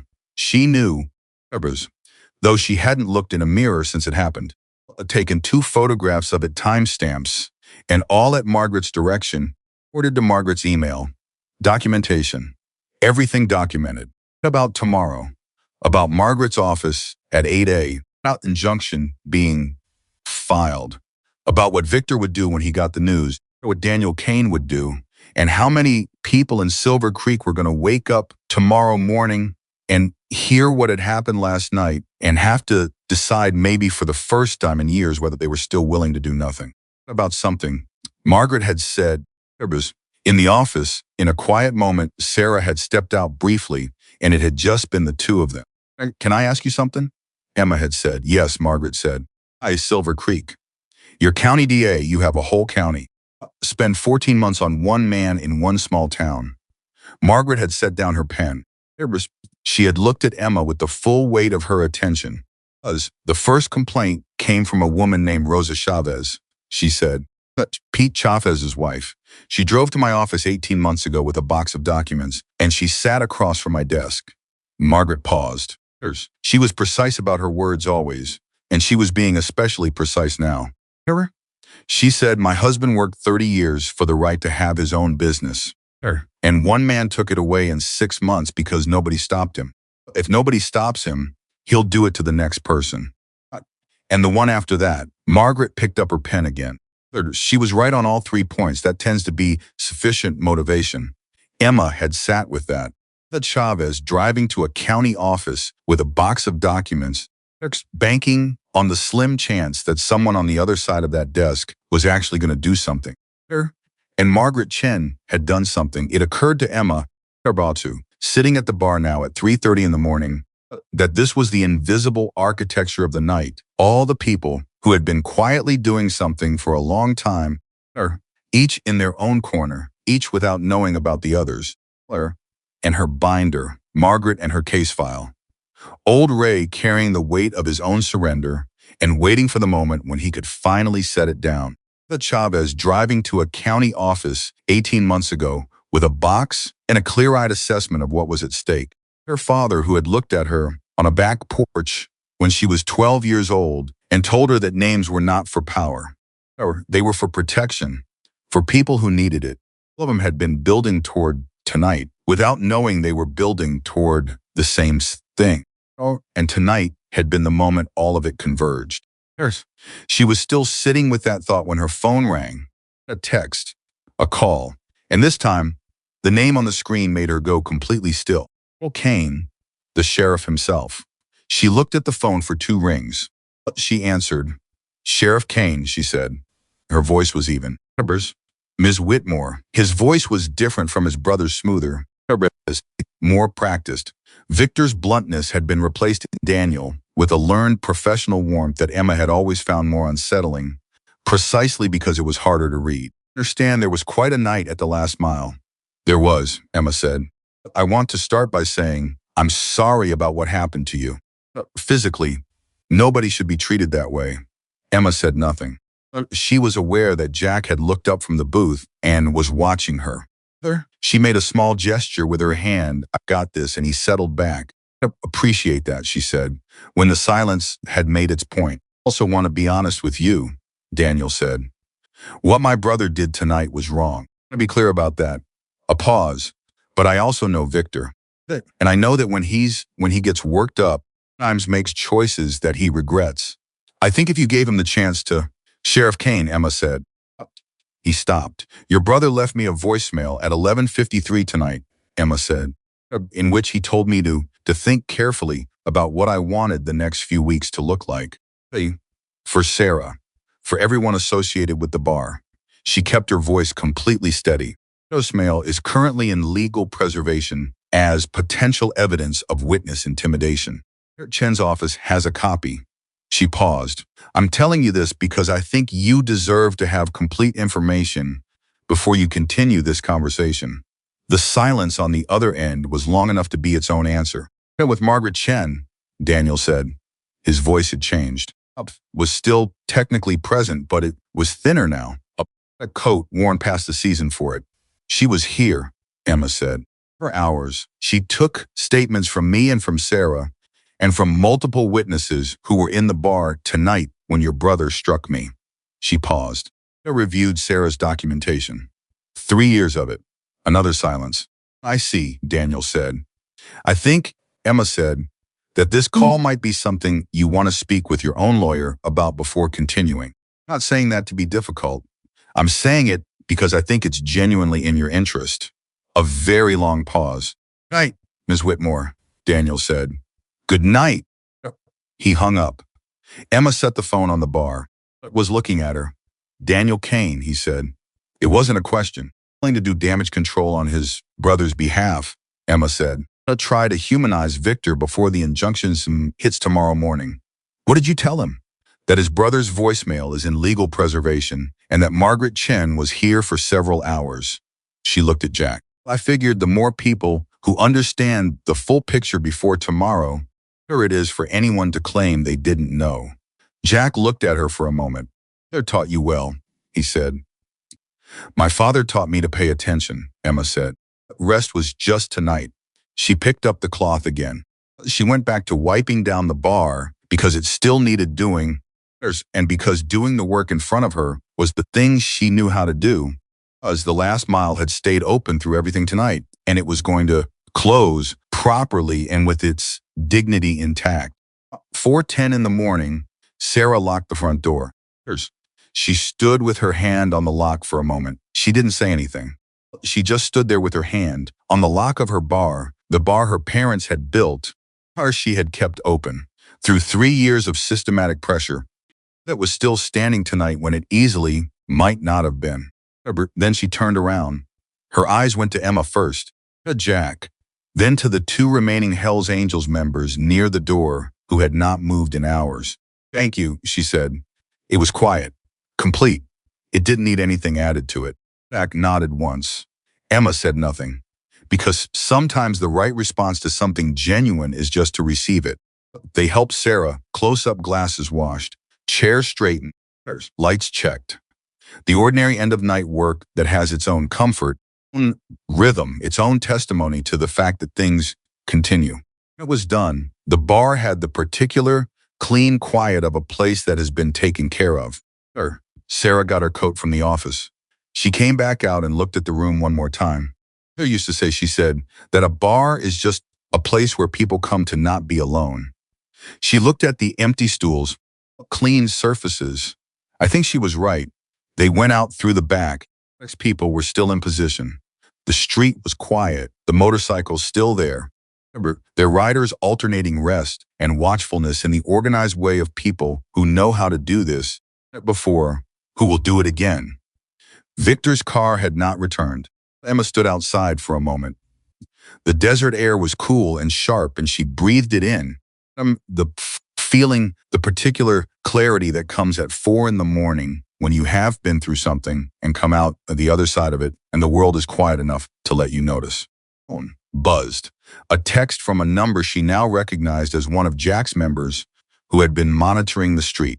Learn's car is at his house. Hasn't moved in 90 minutes. She forwarded it to Margaret. Then she put her phone away. Home, Jack said. He was standing a few feet away. There. 8 a.m., she confirmed. I'll have someone outside your place tonight. She started to object and then stopped because the voicemail was real and the text message was real and the call from Daniel Kane was real. And dismissing protection out of some reflexive independence was not intelligence. It was pride, and she had no interest in pride over safety. Yes. Thank you, she said. Jack looked at her the way her father had, sometimes looked at her with the specific kind of attention that isn't evaluating, but simply seeing, registering, taking account of a person fully. Get some rest, he said. She walked to her car. She drove home through the empty streets of Silver Creek at 4:15 in the morning, and the town looked the same as it always did from the outside quiet hills, early sky beginning the very first whisper of lightning in the east. Old buildings holding their shapes against the dark. It wasn't the same. She knew that. She could feel it in the way a person feels a shift in pressure before a change in weather. Not seeing it yet, but knowing in the body that something has moved. The arrangement of things is different now, that tomorrow's light is going to fall on different surfaces than yesterday's did. She went inside. She sat on the edge of her bed and took off the bracelet and held it in both hands for a moment, the way she sometimes did when she needed to be close to her father, not in grief, exactly, but in the particular intimacy of holding something that had been his. She said quietly to the empty room. To him, wherever that conversation was able to reach. Like you said, someone who needed it. She set the bracelet carefully on the nightstand. She lay down. She was asleep in under 4 minutes. At 6:45, her alarm went off. She's up in under 30 seconds, which was the body's way of communicating that it had never fully let go of the night. She showered, dressed, ate, standing up because there wasn't time to sit. He looked at her face in the mirror. The mark Victor had left was darker now in the overnight hours, a bruise fully realized, vivid and undeniable. She took 2 more photographs, stamped, and sent them to Margaret's email. Then she put on the bracelet in her car and drove. Margaret's office was in the county building, 3 towns over from Silver Creek, and Emma made it there at 7:58. Margaret was already at her desk. She looked like someone who had slept for 3 hours and considered that adequate, which Emma gathered was probably a regular occurrence. There were 2 other people in the office, a younger woman introduced as an associate attorney and a man from the county investigator's office who shook Emma's hand and said his name was Torres and he'd been working on the Victor Kane investigation for 11 months. 11 months. Emma sat down. The injunction was filed at 6 a.m., Margaret said, without preamble. Judge Harlan approved it at 7:15. Victor Kane has been formally served as she checked her phone 8 minutes ago. Emma absorbed that. How did he react? Torres answered. His lawyer called our office at 7:45 to discuss terms. A pause. We told them there were no terms to discuss. The injunction stands pending the hearing. When's the hearing? Emma asked. 2 weeks, Margaret said, but the arrest warrant is a separate matter. She held Emma's eyes. Based on the assault, the documented witness intimidation, other items that have come to light this morning. She paused in a way that was distinctly deliberate. We are filing for Victor Kane's arrest today. Emma was very still. Oh, she said. This morning, Margaret said. What came to light this morning? Margaret looked at Torres. Torres opened the folder on his lap and took out a single sheet of paper. Put it on the desk in front of Emma. It was a printed email. Timestamp was from 11 months ago. The sender was a county building inspector named Garrett. The recipient was Victor Kane. The contents were brief and clear and represented 11 lines of plain text, exactly the kind of explicit, documented corruption that cases like this needed and almost never got. Emma read it twice. Where did this come from? She said. It came to us this morning, Torres said, at 6:30 a.m. He drove to this office and he knocked on the door and he said he needed to give us something. Torres paused. He heard what happened last night, at the last mile. Emma looked up. He said, Torres continued carefully, that he had been waiting for someone to actually go after Kane before he put himself in the line of fire. The last person who brought a complaint, a building contractor named Reyes, 2 years ago lost his license inside of 3 months. He paused, but he said that after last night, he believed there were enough people on the right side of this that the risk had changed. Emma set the paper down. About the invisible architecture again. The layers of people who had been holding things evidence, testimony, anger, fear, waiting for the moment when the balance shifted enough that the cost of speaking became lower than the cost of staying silent. A night, one phone call, one room full of witnesses who chose to look back instead of looking away. And the morning after had brought this. Victor Kane is going to be arrested today, Emma said slowly. A question, letting it be real. Barring anything unexpected, Margaret said. Yes. Emma sat with that for a moment. She thought about Sarah, probably at the bar right now, opening up for a Thursday morning just like she had opened up every morning for 20 years. That was what you did, and because the last mile didn't close just because things had been hard. About old Ray and his hardware store and the weight he'd been carrying. About Pete Chavez in New Mexico and Rosa Chavez, who had driven to a county office with a box of documents and staked something real on the hope that someone would actually listen. About her father. What do you need from me right now? She said. Your formal statement on the assault, Margaret said. Signed and notarized, and then I need you to go about your day while we handle the legal side. She looked at Emma directly. Can you do that? Can you step back and let us do the part that's ours to do? Emma thought about that. The particular discipline of letting something be handed off, of trusting that other people were capable of carrying the next portion of the work. Yes, she said. I can do that. She signed the statement. She shook Torres's hand. She shook the associate attorney's hand. She looked at Margaret Chen. Across the desk, this woman who had spent 14 months building something real and careful and solid. This woman who had heard Rosa Chavez and believed her, who had listened to Emma's story last night and immediately understood what it connected to. Thank you, Emma said. Margaret looked at her. Thank you for calling, she said. Not just accepting the situation the way it was. Emma stood. She picked up her bag. One more thing, Margaret said. Hearing in 2 weeks. You'll be asked to speak in what you saw, what you experienced, what you know about what this town has been living with. I'll be there, Emma said. She meant it. She walked out of the county building into the morning air, the full daylight now, undoing its work. The kind of morning that doesn't know or care about what the night before contained but simply continues is its own kind of grace. Her phone buzzed. A text from Jack. Hers. It's done. She stopped on the sidewalk. Hers. She read it twice. Then she understood what he meant. Hers. Because a minute later, a second text came through. This one with a news alert attached a local county news site posting breaking news about an arrest warrant filed that morning for a Silver Creek businessman named Victor Kane on charges including assault, witness intimidation, and conspiracy to interfere with commerce. She read the headline 3 times. Then she called Sarah. I picked up on the second ring. Did you see? Emma started. I'm looking at it right now, Sarah said. Her voice had something in it that Emma had never heard from her before. Not disbelief, not shock. Something more like arrival. A person who has been traveling for a very long time and has just finally recognized the place they were trying to get to.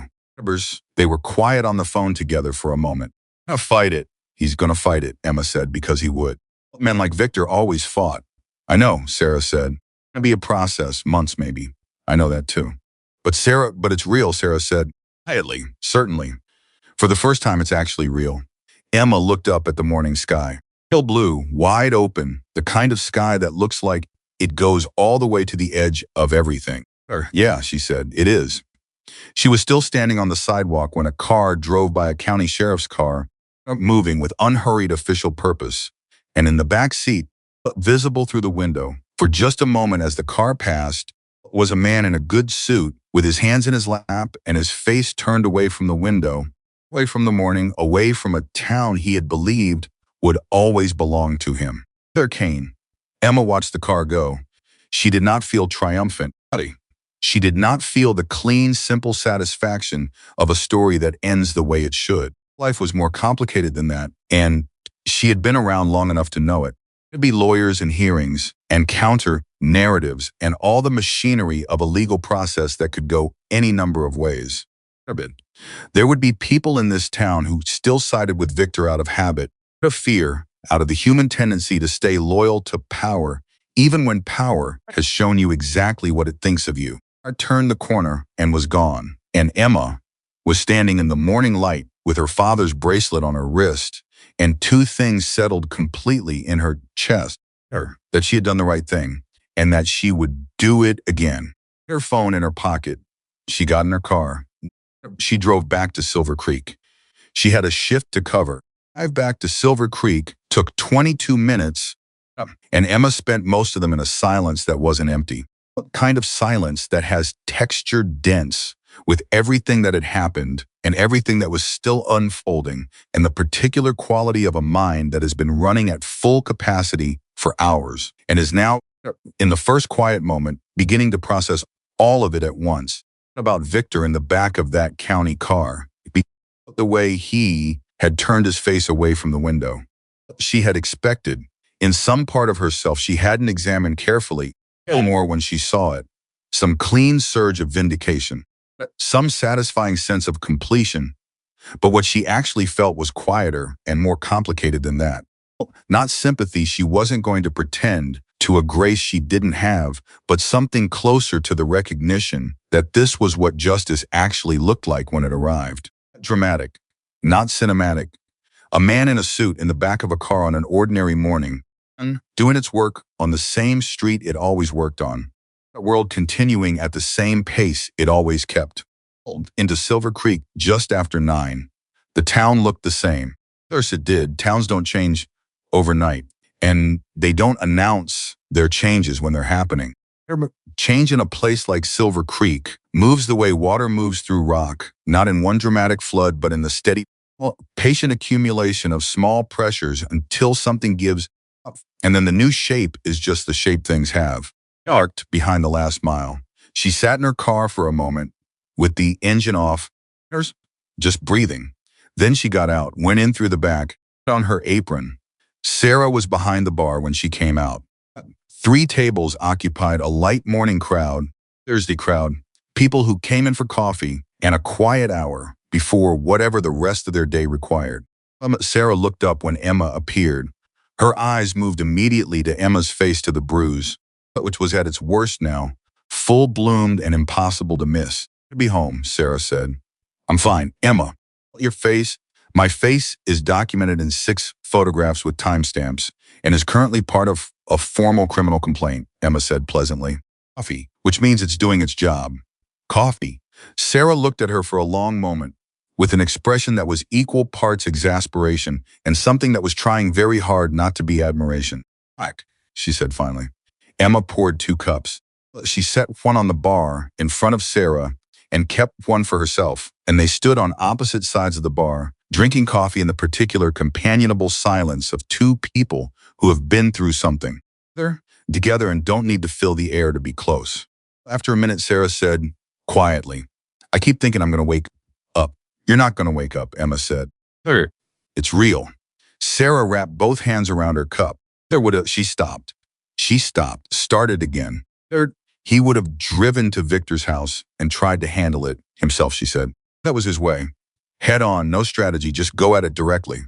She almost smiled. Gotten arrested in about 20 minutes, and then my mother would have bailed him out and spent the next week telling him what an idiot he was. She paused, and he would have listened and nodded, and then done the same thing again if it came up again. Emma smiled. There would have kept the binder, Emma said. Sarah blinked. Then she laughed, a real laugh, surprised out of her. First fully genuine laugh Emma had heard from her in months. Right, Sarah said. She absolutely would have. However, she was the one who kept everything. She had files on every supplier, every customer complaint, every repair that ever got done in this building. She shook her head from her. That binder saved you, Emma said. I want you to hear that. Margaret didn't have a case without it. All of it last night, the arrest this morning, none of it happens without 3 years of you paying attention and writing things down when everyone else would have given up and burned the paperwork. Sarah was quiet at her coffee, My mother always said, she said, that you take care of the small things faithfully and the big things take care of themselves. She looked up. I think she was right in the end. The front door opened. Women looked up instinctively, the reflex of the last 3 years, wariness that lives in the body long after the specific threat has changed shape. But it wasn't Victor. It wasn't anyone associated with Victor. It was Linda. She came in with a casserole dish wrapped in foil and the expression of a woman who has decided that the correct response to a neighborhood crisis is food. I had always believed was one of the wisest instincts the human species had developed. I made food, Linda announced, because I didn't sleep, and when I don't sleep, I cook, and there's enough here for 12 people, so someone better eat it. Behind her came Howard, carrying what appeared to be a second dish. He made me bring him, Linda said, looking at Howard. He said it would be weird if just I came. It would not have been weird, Howard said with dignity. It would have been a little weird, Emma said. Howard considered this. Fair, he said. They came in and they put the food on the bar, and Sarah got plates, and for a few minutes the morning was just people eating together in a bar that was still standing, which was a more radical act than it sounded. Emma was halfway through her plate when her phone rang. There was Jack's. Hey, she said, you see the news? Jack's voice was steady, as always, but there was something underneath it that she recognized after 2 years and a whole night as the particular quality of a man who is satisfied. Just settled. I saw the car, Emma said. It went by the county building. Then you know. She paused. It happens on your end. We go home, Jack said simply. The part is done. The rest is the legal process and the people of Silver Creek, and however long it takes for a town to remember, it doesn't have to be afraid. The last part is the part that takes the longest. I know, Emma said. They used to say that, Jack said. That getting free of something is fast compared to getting used to being free. Emma stood still with that for a moment. But when are you leaving? Hour or so. I want to make sure there's nothing outstanding. Where the right people know the right things before we go. A pause. They're right. It wasn't a question. I'll be all right, she confirmed. Bo. His voice shifted not dramatically, just enough. At the right time. And you handled everything that came after exactly the way it needed to be handled. He paused. There would have, I know, she said quietly. Oh, Jack. She ended the call. Linda was watching her from across the bar with the specific attentiveness of a woman who has been observing people in difficult situations long enough to know when a moment is important without needing to be told what it contains. She didn't say anything. She just handed Emma her coffee cup, which had gone cold, and Emma accepted it. The morning moved forward the way mornings do. At 10:30, a man named Garrett walked into the last mile. I recognized him immediately, the building inspector who Torres had told her about, who had driven to Margaret's office at 6:30 in the morning with the email that had become a central piece of the arrest warrant. He was in his mid-40s, wearing work clothes, and he had the look of someone who has not slept and is carrying the particular mixture of relief and anxiety that comes from having done something irrevocable. He stood just inside the door. He looked at Sarah. Sarah looked at him. There was a beat in which a significant amount of history and weight and complicated feeling moved between them without any words. I'm Garrett, he said. I did the inspections on your HVAC unit 2 years ago. Twice. Sarah's expression didn't change. She waited. The unit was fine, Garrett said. Both times. Kane called me before each inspection and told me what to find. He stopped. Awe moved. I did what he said because I had 2 kids and a mortgage, and he'd already made very clear what happened to people who didn't cooperate. He held Sarah's eyes. An excuse. I want to be clear that I know that's not an excuse. It's just the truth of why. The bar was very quiet. I studied him for a long time. Long enough that Garrett's composure started to show stress at the edges. His hands had found each other in front of him, and thumb pressing into the opposite palm in the unconscious self-steadying gesture of someone waiting for a judgment. Did you give your statement to the DA? Sarah asked. And Garrett said, everything. The emails, all of it. Good, Sarah said. He waited. Held him in that wait for another moment, not cruelly, completely.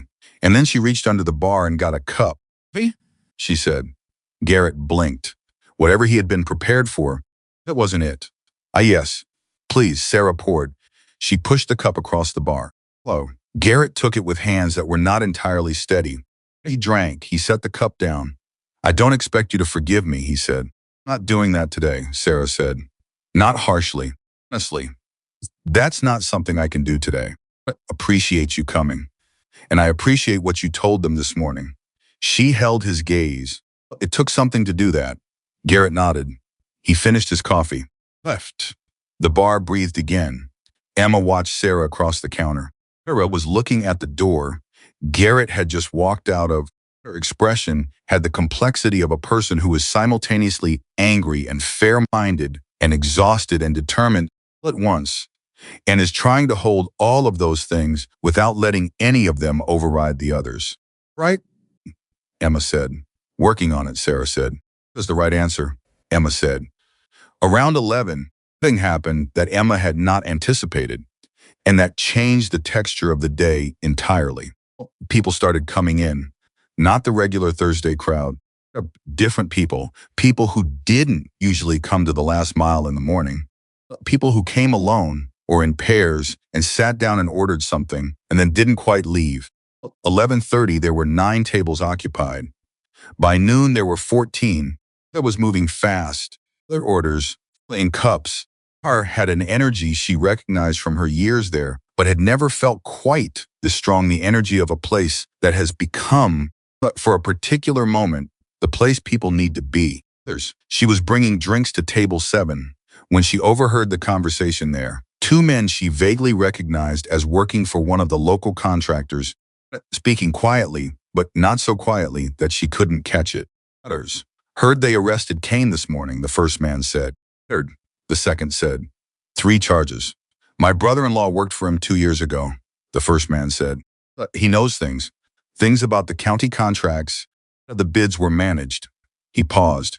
He's been scared to say anything for 2 years. And now? A pause. Called me this morning. First thing. Said he wanted to know who to call.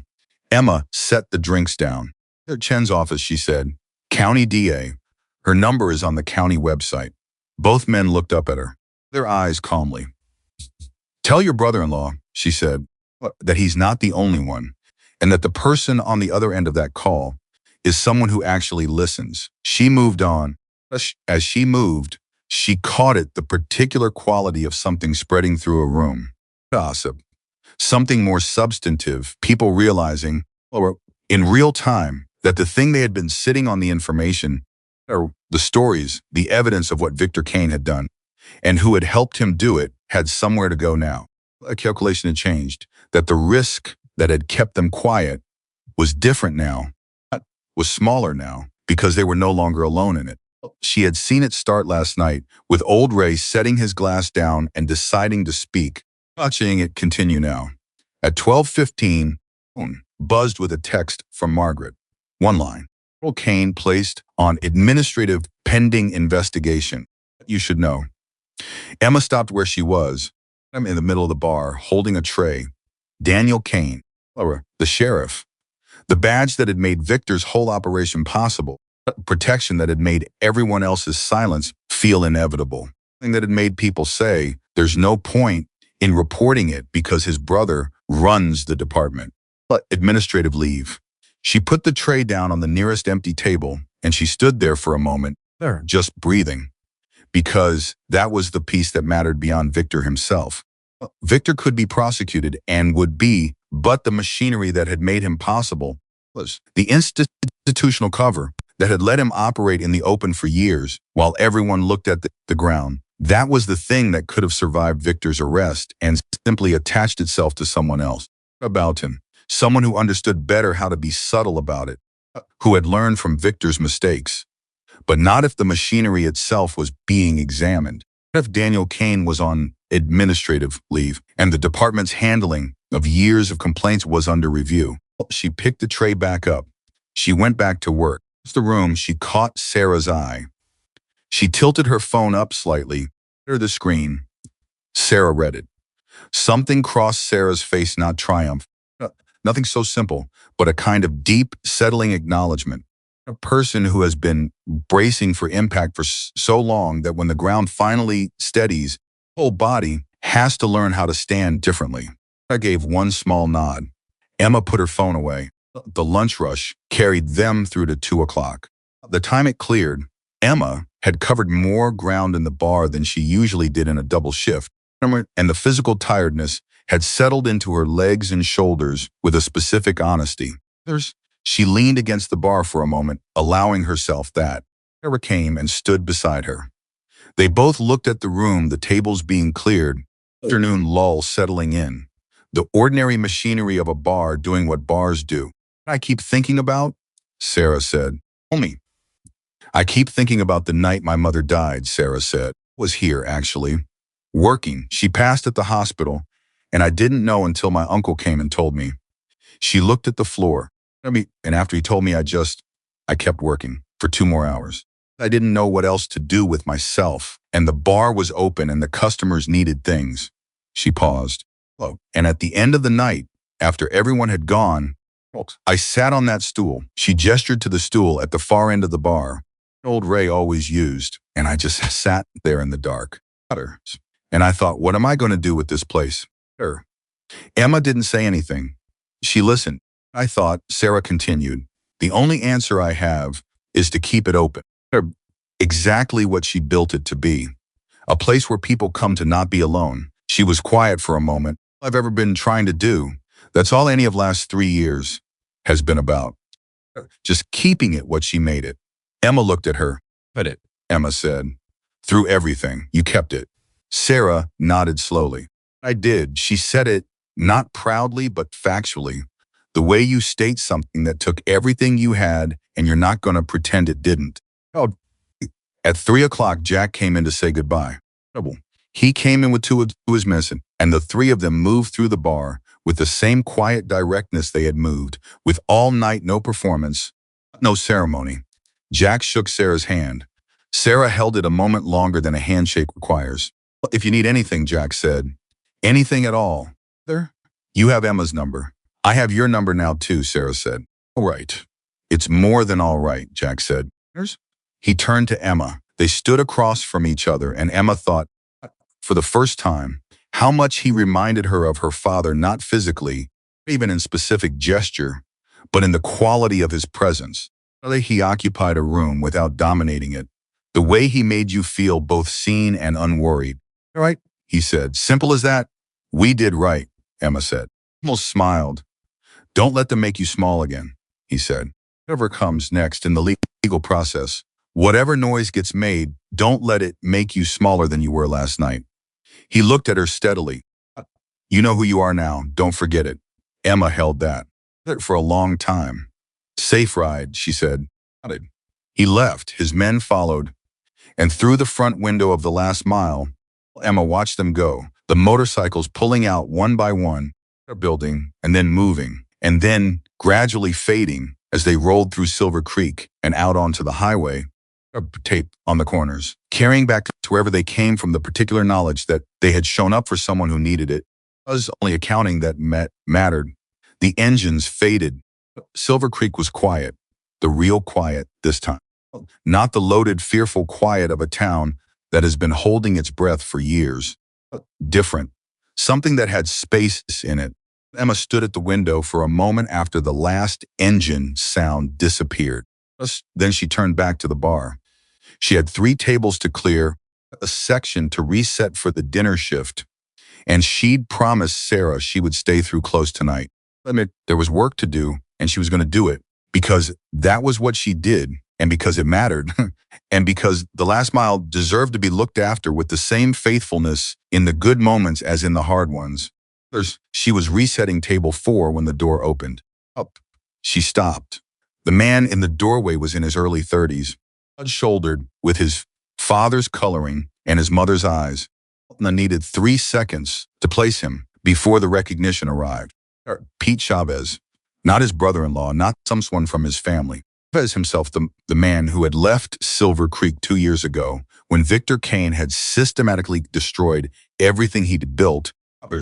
The man who was supposed to be in New Mexico starting over. He was standing in the doorway of the last mile, looking around the room with an expression she couldn't immediately categorize. I heard on the news, he said, to the room in general, and to nobody specific. His voice was rough, in the way of someone who has been driving for a long time. I got in the car. He looked at Sarah, around from behind the bar. I don't know exactly why. No, guys, I needed to see it. Sarah looked at him. Her eyes were wet. She was not going to pretend they weren't. There, Pete, she said. Is it real? He said, the arrest. Is it actually happening? It's real, Sarah said. He stood in the doorway for another moment. Then something happened to his face, a slow dissolution, a structure releasing its tension all at once, and he pressed one hand flat against the doorframe, and he stood there while it moved through him. Whatever it was, whatever 2 years of loss and anger, and the specific grief of having something you built with your own hands taken by someone with more power than conscience, whatever shape that had taken inside him, he stood in the doorway of the last mile and let it go. Sarah went to him. She put her arms around a man she hadn't seen in 2 years, a man whose loss had been one of the long list of things Silver Creek had absorbed and moved past. On. He held on too. Emma turned away and gave them the moment. She finished resetting the table. She moved to the next one. She heard Pete's voice behind her, rough and real. I want to give a statement, whatever they need. I should have done it before I left. I know I should have. You're doing it now, Sarah said. That matters. You're here now. Emma kept working. This was the part her father had talked about. Not the dramatic phone call. Not the night when everything changed. Not the moment when the engine stopped and the silence made its statement. That came after. The long, unglamorous, essential work of a town learning how to be different than it had been. People who came forward, one by one, and added their piece to the record. Who drove from New Mexico because he saw the news and needed to see with his own eyes that something had finally actually happened. Those who kept a binder for 3 years because she believed that the truth deserved to be documented even when nobody seemed interested in looking at it. Girl who wore a bracelet and kept a promise to her father and made a phone call when someone truly needed help. Oh, that was all. That was the whole story. It was enormous and it was ordinary, and it was, Emma thought, exactly what her father had always meant when he said that the name wasn't for power. 12 o'clock, old Ray came in. He sat down at his usual stool, end of the bar. He looked around the room at Pete Chavez, who was now sitting at a table with a cup of coffee and his phone out, posing what looked like a very careful text at Linda, who came back after her afternoon errands, and was talking with Howard near the window. At Sarah behind the bar, moving with a quality Emma hadn't seen in her before. Something that had been there before Victor Kane had arrived and had spent 3 years being compressed, and was now carefully, repetitively re-expanding. Old Ray looked at all of it. He looked at Emma. Busy day, he said. Little bit, Emma said. You eat anything today? She thought about it. A casserole Linda made. That's not a meal, he said. There's a gesture. Emma almost laughed. I'll eat later. He nodded. He ordered as usual. He sat in his usual quiet. And then after a minute, he said without looking at her, looking at his drink, I called my lawyer this afternoon. The storage arrangement with Kane. The one I told you about last night. He paused. Going to the DA's office tomorrow. Says what I have might be relevant to the broader case. Emma stopped what she was doing. Ray, I should have done it years ago, he said. Pick up his glass. Set it down. But I'm doing it now. Emma looked at this old man at the end of the bar, this man who came in every Thursday to not be alone, who had known her father, who had been carrying the weight of a surrender he'd made under coercion for years and had hidden it under silence and consistency in the unremarkable pattern of a man who was just a regular at a bar. She said quietly, you are. He nodded once. He picked up his glass. They didn't need any more words than that. The dinner shift came, and Emma worked it the way she worked everything, methodically, attentively, one table at a time, a person at a time, saying every person who walked through the door of the last mile as what they were, anyone who had come in to not be alone, which was the point, always been the point. By 8 o'clock, the room was full in the way it hadn't been full in years. a special occasion, a celebration. There were just people, Silver Creek people, who had always belonged here, but who had, for 3 years, started coming less and less as the weight of what the town had become made everything feel heavier than it used to. They were back now, not because anyone had announced anything, not because there had been some formal declaration that the coast was clear. They were back because word had moved through the town the way words move through small towns, through phone calls and parking lot conversations and a news alert on a phone held up in a kitchen while someone's coffee got cold. And the word had been, eventually this something changed. Come see, and they came. Emma looked at the room at 8:15 and felt something that she had no precise name for, but that she understood completely. It wasn't victory. It wasn't relief, though relief was in it. It wasn't happiness, though happiness was in it too. It was recognition. The recognition of something true, reasserting itself after a long time of being suppressed. The particular quality of a room full of people who are remembering what it felt like before the fear arrived, or finding tentatively and with understandable caution the shape of who they had been. At 9 o'clock, Emma's phone rang. There was one she didn't recognize. She almost didn't answer. Then something made her. Emma Whitmore? The voice was a woman's. There's steady. My name is Rosa Chavez, the woman said. I was Pete's wife. I've been following the news today. A pause. Gareth. I'm the one who went to the DA's office 18 months ago. Documents. Emma went very still. I know who you are, she said. Margaret told me. I've been wanting. She stopped. Heard again. Thank you, she said. You started this. Everything that happened today, it goes back to you, driving to that office with that box. On the other end of the line, the Chavez was quiet for a moment. I didn't know if it would matter, she said. I didn't know if she would listen. I almost didn't go. Her voice was steady, but carried something underneath it.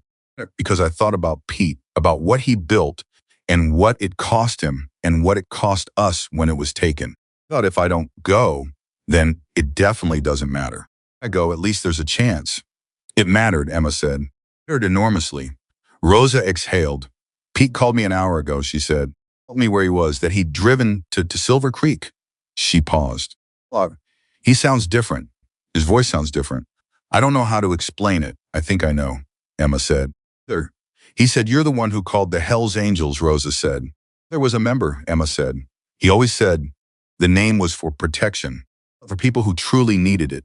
She paused. I think last night qualified. Rosa was quiet for a moment. Then she said very quietly, thank you for coming for him. All of them. She paused. Tell me, does it really look different there? Silver Creek actually looked different? Emma looked around the last mile. All tables.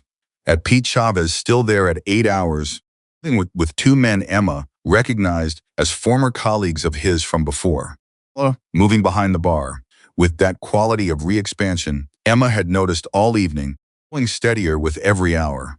At Old Ray, at the end of the bar, just present, just bearing witness to a Thursday night that was unlike any Thursday night that had come before it. At Linda and Howard, near the window, talking with the ease of people who have decided they belong somewhere and are acting on that decision. Looks like itself again, Emma said. It looks like what it was always supposed to be. Rosa was quiet on the line. She said finally, that's good. They said goodbye. Emma stood for a moment with the phone in her hand. Colorado. Then she put it in her apron pocket and went back to work. She worked through close. At 11 o'clock, Sarah locked the front door for the second night in a row. This time there were no motorcycles outside, no county cars, no Victor sitting at the end of the block watching the light. Street, and the ordinary dark, and the sound of the lock turning. Sarah stood with her hand on the lock. This time she didn't need a long moment. She turned around quickly, naturally, with the ease of a woman standing in a place that is completely without qualification hers. They cleaned up together, Emma and Sarah and Linda, who had stayed because she felt like it and because there was nowhere else she wanted to be. Through the closing routine with the comfortable efficiency of people who know how to work together, the rhythm of it ordinary and good. When everything was done and the lights were down to the low ones and the chairs were up, poured 3 glasses of wine. She set them on the bar. I bet Emma and Linda. My mother used to do this, she said. At the end of hard nights, she'd pour 3 glasses, one for whoever was there, for the bar, and one for the night itself. She picked up her glass. She said the night deserved to be acknowledged. Whatever kind of night it was, Emma picked up her glass. Sarah picked up hers. To the night, Sarah said. To the night, Emma said. Linda said. They drank. The wine was good. Expensive. Sarah's tastes ran practical but honest and real. The bar itself was honest and real. The way everything worth keeping in a person's life is honest and real when you strip away the performance of it. Emma set her glass down. She looked at the bracelet on her wrist. About her father. About the back steps and the 12-year-old girl who had understood, even then, the difference between power and care. About the hospital chair and the 11 weeks and the morning light through the window. A man who had spent 22 years building something that lasted, not a business, a legacy in the conventional sense, but a set of values so clearly held and consistently lived that they had transferred and functional to the daughter who had watched him live them. About what it meant to be someone's child. Carry what they gave you. To use it the way they intended, not perfectly, without fear, but faithfully. To hear their voice in the moment that matters, and to do the thing they would have done. About a phone call in a back hallway. About engines in the dark. Silence that spoke louder than anything else in that room. A bracelet that was not a weapon and had never been a weapon and had always, exactly as her father intended, been protection for people who needed it, given at the right moment, in the right spirit, for the right reason. I did right by him, and she thought, he did right by me. That was the whole of it. That was everything. Go home, Sarah said, looking at her, both of you. Go home and sleep. The bar will be here tomorrow. You sure? Linda said. I'm sure, Sarah said. She looked around her bar, her parents' bar, their bar, the place that had held 20 years of Silver Creek's honest life and was going to hold 20 more. Not going anywhere. Emma untied her apron. She folded it over the back of a stool the way she always did. Packed up her bag. She put on her jacket. She looked at Sarah one more time. The routers.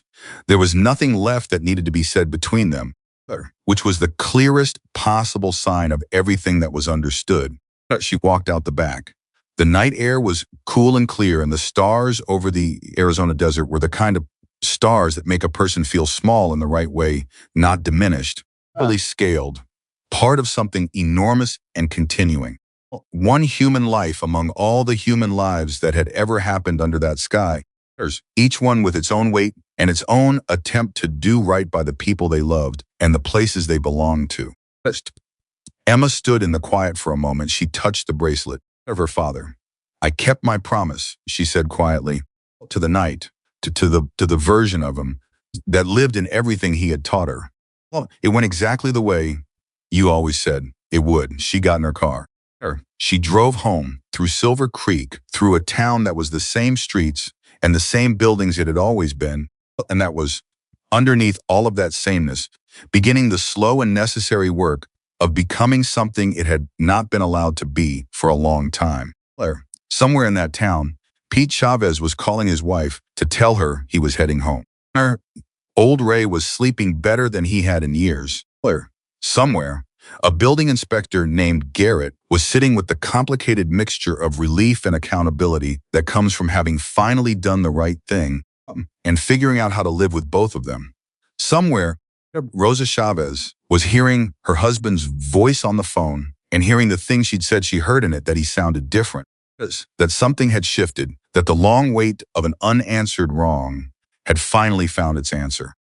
Margaret Chen was at her desk at midnight, because she was always at her desk at midnight building the case that was going to ensure that what Victor Kane had done to Silver Creek for a decade was fully, carefully, permanently accounted for. And the last mile was closed for the night, lights down, its doors locked, its old scarred bar and its creaking floor and its jukebox that needed a firm tap on the left side, exactly where it had always needed it, all of it intact, all of it holding, all of it exactly as it had been built to be. It was still standing after everything. It was still standing. This was the truth of Silver Creek, and it was the truth of every town and every person who has ever refused to surrender what matters to people who mistake power for the right to take things that the place is built on genuine care, on the faithful daily work of treating people like they deserve to be treated, the stubborn insistence that this matters, and I am going to keep it open. Those places are harder to destroy than anyone who has never built one understands. Pulled into her driveway, she sat for a moment with the engine off. About tomorrow, about the hearing in 2 weeks and the legal process and all the long, unglamorous work of making sure what had started didn't get quietly buried.